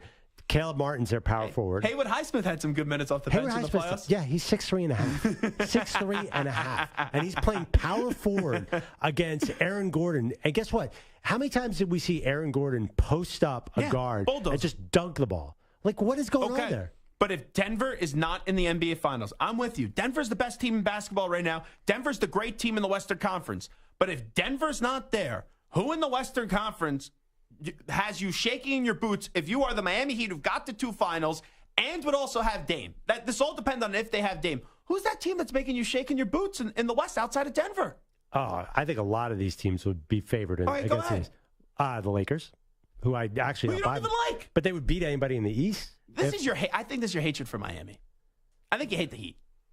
I don't hate the Heat, but I think they basically, it was like an NCAA tournament, like it was UConn versus San Diego. Miami got through the easy bracket to play a real team in UConn and just completely got showed But did up. they get there? I don't care. They've got there now twice. This is a debate I always have with Maggie. I don't care that LeBron got to the finals in 2007 with the Cavs and got smoked by the Spurs. Guess what? That Cleveland team would have been the 8th seed in the West. They would have gotten killed by all the West teams. I don't care that Dwight Howard led the Magic to a finals. Just getting to the finals and losing a finals does not mean that much to me, because the conferences have always been so imbalanced. The West has almost always been stronger than the East. So getting to the finals doesn't do that much for me, because there's no way Miami would have even gotten to the conference finals in the West. They just don't have the size. If they have Damian Lillard, do you think they get to the conference finals in the Western Conference? No. Where we've seen Dame get to a conference finals with the Portland Trailblazers when C.J. McCollum was the second best player. Once. They got but he still got there. Yeah, but now the West, have a team. The West is geared up. All the stuff people haven't even noticed. There's been so much talent has migrated to the West. But a lot of these guys are aging stars who aren't healthy. Kawhi, Paul George, Klay Thompson, LeBron, who I love, has been injured a ton in L.A. Anthony Davis, he's injured every other day. Look at the East. Who do you got? Okay, you got Milwaukee and Boston. Then and Miami. Who's after that? The Sixers? The Sixers. I'm not telling you the Eastern Conference is great. But then you get into the Cavs and the Knicks and the Nets. Here's the disconnect. And the Hawks. Here's the disconnect on this conversation. There's not a lot of great teams right now in the NBA. Phoenix could be a really, really good team. They're basically a dream team. The Lakers have LeBron James. Golden State has Steph Curry. What are you missing here? These are the greatest players in the history of the sport, and they're in the West. Luka Doncic, we haven't even talked about him. He's a young superstar, an MVP-level player. Why can't Miami beat them? And I love Luka. He's got Kyrie on his team for 3 more years. That dude quits all the time. You just said, who's going to play power forward? You're like, well, Haywood Highsmith gave them some good minutes. They had a bunch of G Leaguers out there. And guards win this league for the most part. They had to rely on Duncan Robinson for key moments, who they had just benched. This is not a good, quality, deep team right now. And once again, what I'm saying is if they get Dame, that's a team that goes from a good team to a great team. If they get Damian Lillard. Man, the matchup problems, if they have Damian Lillard, are going to be everywhere. What's their starting lineup? They'll have Damian at point guard. Then they'll go Butler, Caleb Martin, Kevin Love, Bam Adebayo. I don't even know what's their. Or maybe you start Duncan Robinson at 2. There's defensive holes all over that lineup. And you look at outside of Denver in the Western Conference, all those teams have holes because all their best players get hurt all the time. So, and you're saying these Miami guys aren't going to get hurt? That sure seems like a lot of injuries waiting to happen there, too. But Miami doesn't turn it up until the postseason. Jimmy Butler. Yeah, but he got hurt. Jimmy Butler does the Kawhi Leonard thing. Yeah, and it didn't work this year because he turned his ankle and his playoffs went And they south. still got to the finals. Yeah, because the East was a joke this year. I'm not telling you Miami's this unbelievable all-time great team, but in an NBA right now, where maybe at best there's 2 or 3 at best great teams. Miami's been to the finals twice. They get Dame Lillard. Now all of a sudden they can't win a championship? Okay, let's go back to the original question. Lakers. Give me a scenario where the Lakers come out of the West. What needs to happen there? Denver gets eliminated, and Denver has an injury. Could happen? Yeah, let's say Denver gets eliminated because Denver's by far and away the best team in the Western Conference. And then you look at the Suns, there's only one basketball. And the pairing of KD, Booker, and Bradley Beal isn't as great as what people think it could be. You say that about Denver, and Maggie said the same thing. But you look through the years, the last 5 years, it's basically been a new finals team from each conference every year. Yeah. Who would have thought It's after Milwaukee beat the Suns in 6 games in the finals, who would have thought they wouldn't be back in the next 3 years? No, the next team was Boston right after that. That's Right. that wasn't inconceivable at the time. I'm just saying, you would have thought Milwaukee would be back by now. And you would have thought the Heat lost to beat the Lakers in the Lakers beat the Heat in 2020, and it took 3 years for the Heat to get back, and the Lakers haven't gone back. Every year it seems like a new team. Last year was Golden State and Boston, and they both faltered in this year's playoffs. And that goes back to my point on how there's a lot of good teams right now and a lot of great teams. But you look at Denver, here's why I like Denver so much. Yep. We're at a point with Nikola Jokic where we don't even ask how you could stop him, it's how you could contain him and take away like one thing he does really well. But I think the unforgotten part here is Jamal Murray was just coming back from injury. Imagine where he's going to be with even more confidence and in a spot where he's knocked off the rust. Jamal Murray is flat out ridiculous. So you have Murray and Jokic in their primes in a league now that's dynamic duos. Yeah, if you're asking me, will they win another championship in the next 3 years? I'm not telling you they're going to go win 3-4 straight, but I think they would win another championship in the next 3 years. Yeah, no, okay. I'm playing a little bit of devil's advocate here. They are really talented. But you know what? Part of the reason is everybody gets hurt. And Jamal Murray, of course, got hurt. You know what I think has happened here with the NBA and your fandom? The Sixers have ripped your heart out so many times. No, they haven't. And you have got to the point with the Sixers that you know they're not going to win and they're just going to run it back. So you have to try to rain on the parade of all these other teams that actually have realistic championship aspirations. That's what I think's going on here. No, I know where the Sixers are going. They go out in the second round. So I quietly bandwagon. But you believe from time to time. No, not if Harden's on that team. There's just no way. Real quick, before we break, Portland Trailblazers. Scoot Henderson, they drafted number 3 overall. Yeah. They got Shaedon Sharpe. We'll see what happens with Anthony Simons. Jeremy Grant, they just signed this huge deal. They got to spend the money on somewhere, assuming Lillard is gone. Yeah. I'm all about the youth movement there. This is, I almost process it. I give this 4 years and just start from scratch. Portland has a problem attracting stars there. Mm-hmm. They had Damian Lillard, who everyone loves as a star. They couldn't really get another star there to pair him up with. If I'm Portland, I would not worry as much about fit right now. I would just get the largest asset of young players that you could get. Because as we're talking about, you never know who gets hurt.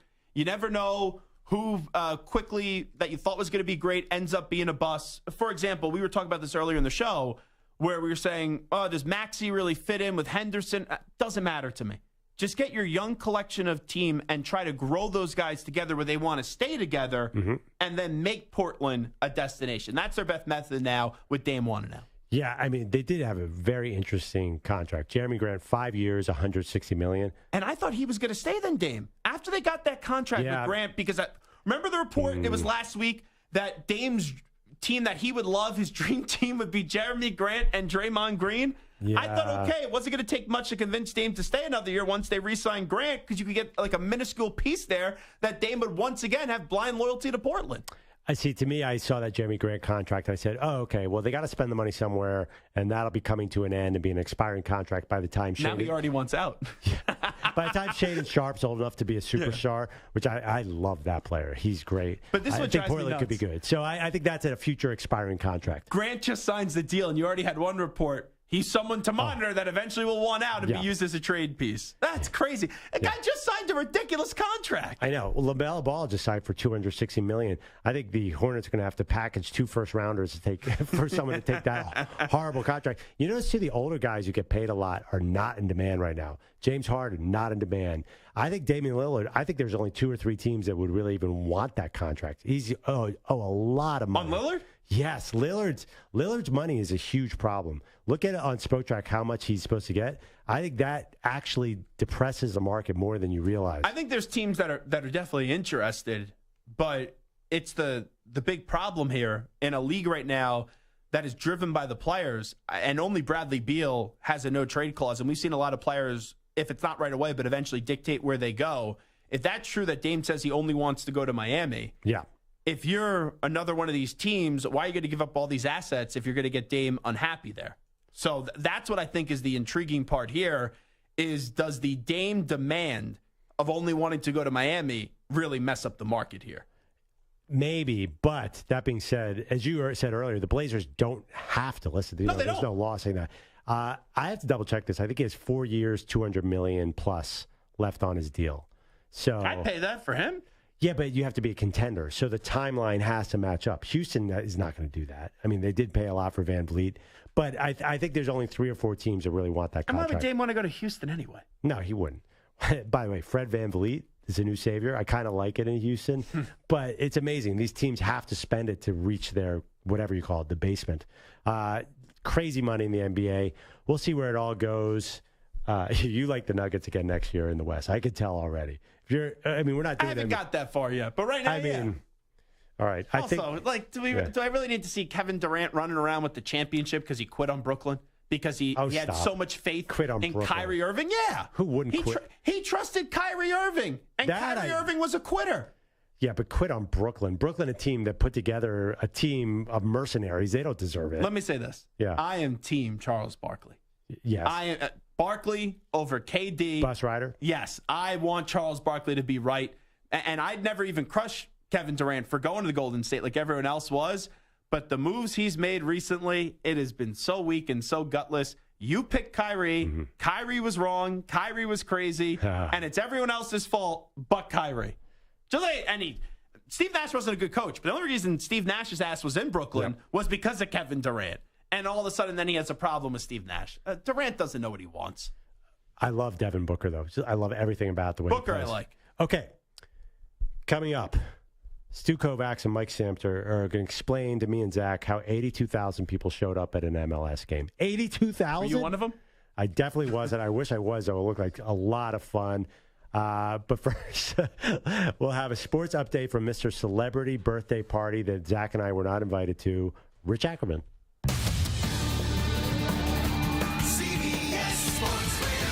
Sports Flash. Well, Sandler wasn't there. Former NBA player Anthony Parker has risen through the front office ranks and now is the general manager of the Orlando Magic, receiving a promotion today with the 68-year-old John Hammond moving into a senior advisory role. Another milepost of the season has passed. The Braves and Rays had the most wins in baseball on the 4th of July, but both are coming off losses on the holiday. The Braves saw their 9-game winning streak end in Cleveland, and Ozzie Albies didn't seem too down about it. He said they'll try to start something new tonight. Like I said before, we keep going out there playing our game, and we came on the losing side tonight, but tomorrow we go back with the positive mindset and go win another game. They do have an 8-game lead in the NL East, the largest division edge in the major leagues right now. It'll be Mike Soroka and Cal Quantrill on the mound tonight. The Rays will try to bounce back after being overwhelmed by Aaron Nola and the Phillies yesterday. The Reds, one of the big surprises of the first half, go for their 4th straight in Washington this evening. Earlier today, it was Houston over Colorado by a score of 6-4 as Jeremy Pena hit his 10th home run in the victory. Novak Djokovic, a straight sets winner in second-round action at Wimbledon. I'm Rich Ackerman. CBS Sports Radio is everywhere, at home, in your car, and of course on your phone and tablet. Find us on your local affiliate, SiriusXM Channel 158, or the free Odyssey app. CBS Sports Radio.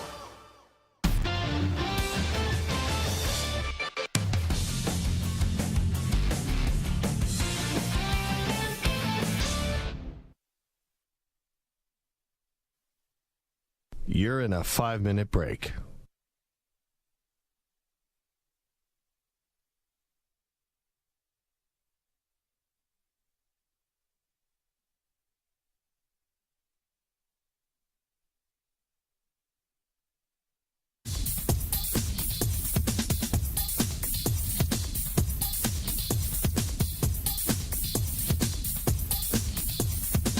Four minutes, 30 seconds remaining.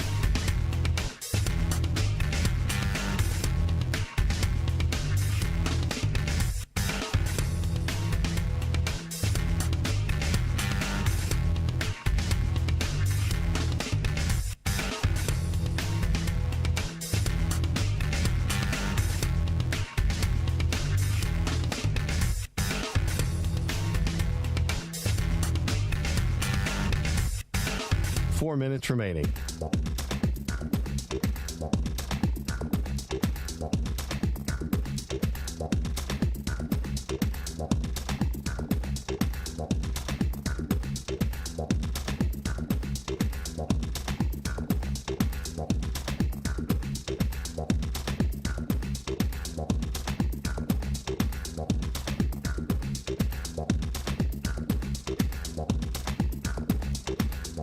Three minutes, 30 seconds remaining.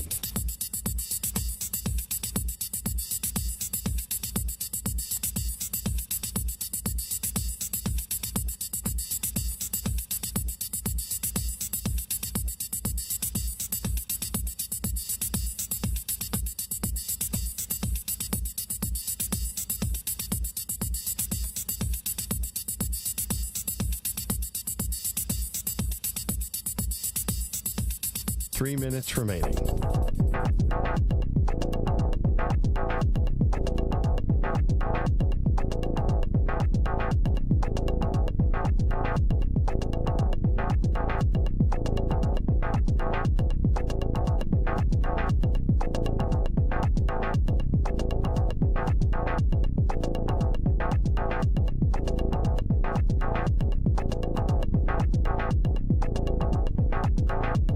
Two minutes, 30 seconds remaining.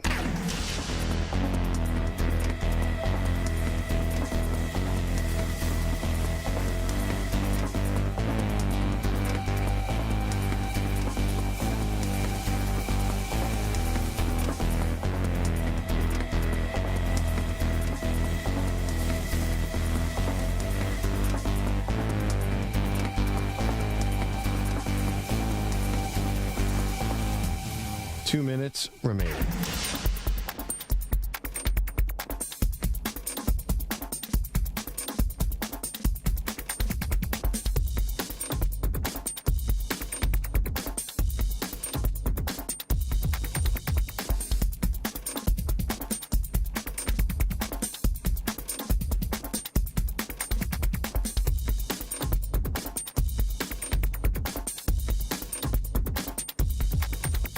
One minute, 30 seconds remaining.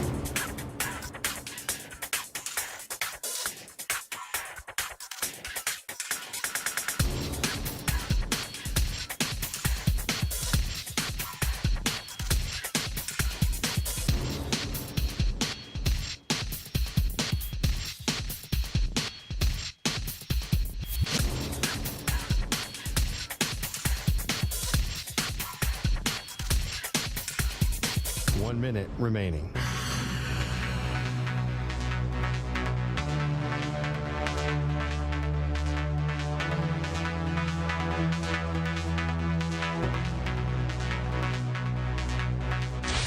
Five seconds remaining.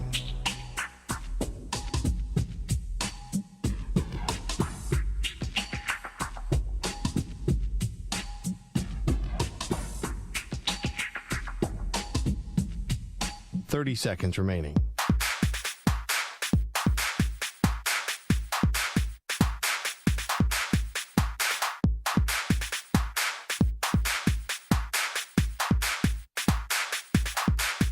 Fifteen seconds.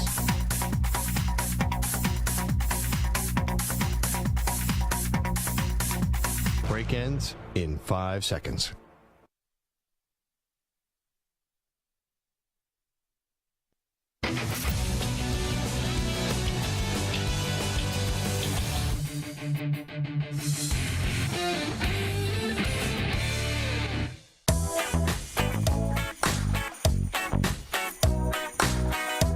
Back on Maggie and Perloff, Zach Gelb sitting in for Maggie. It's been a lot of fun disagreeing with Zach on many, many things.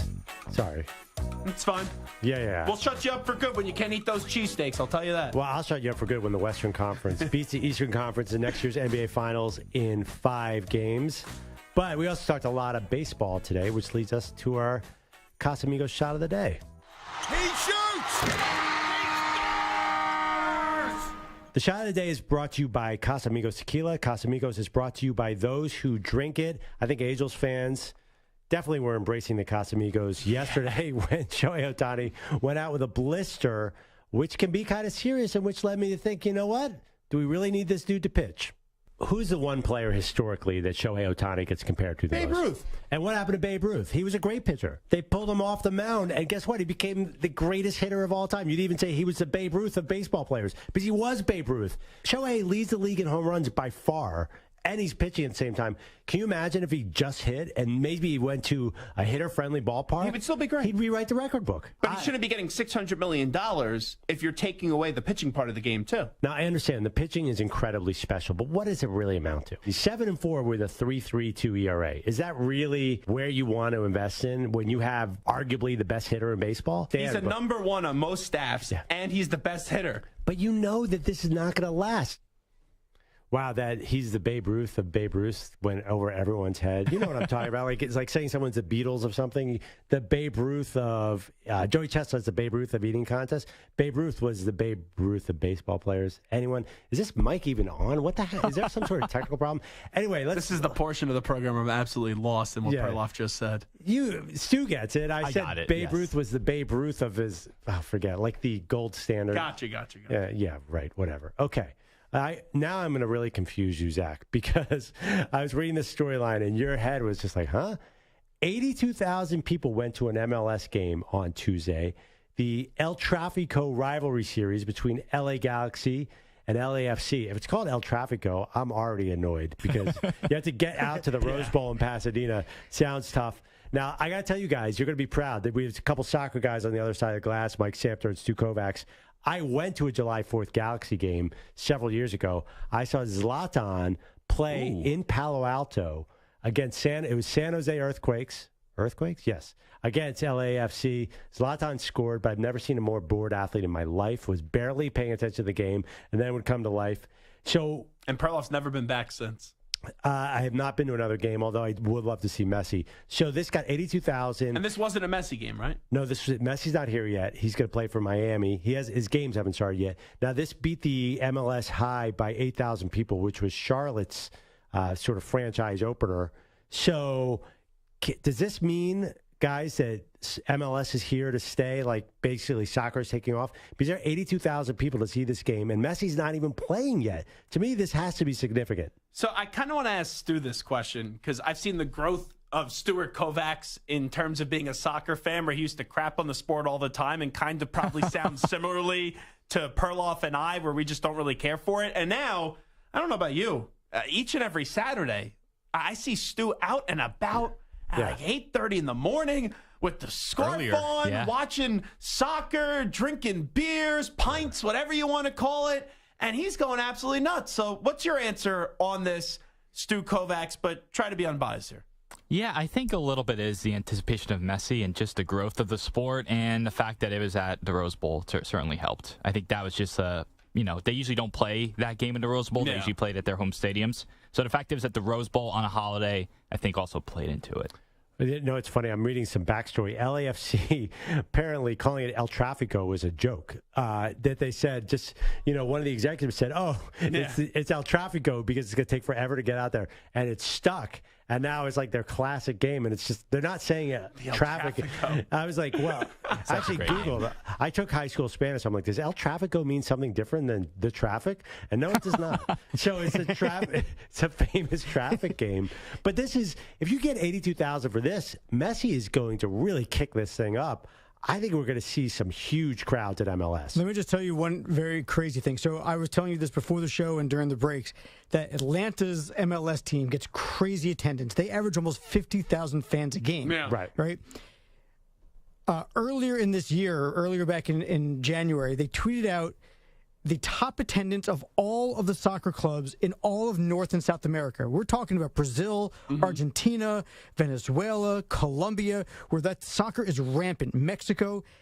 And Atlanta had the second highest average attendance in all of North and South America of all of the different countries and all the different programs.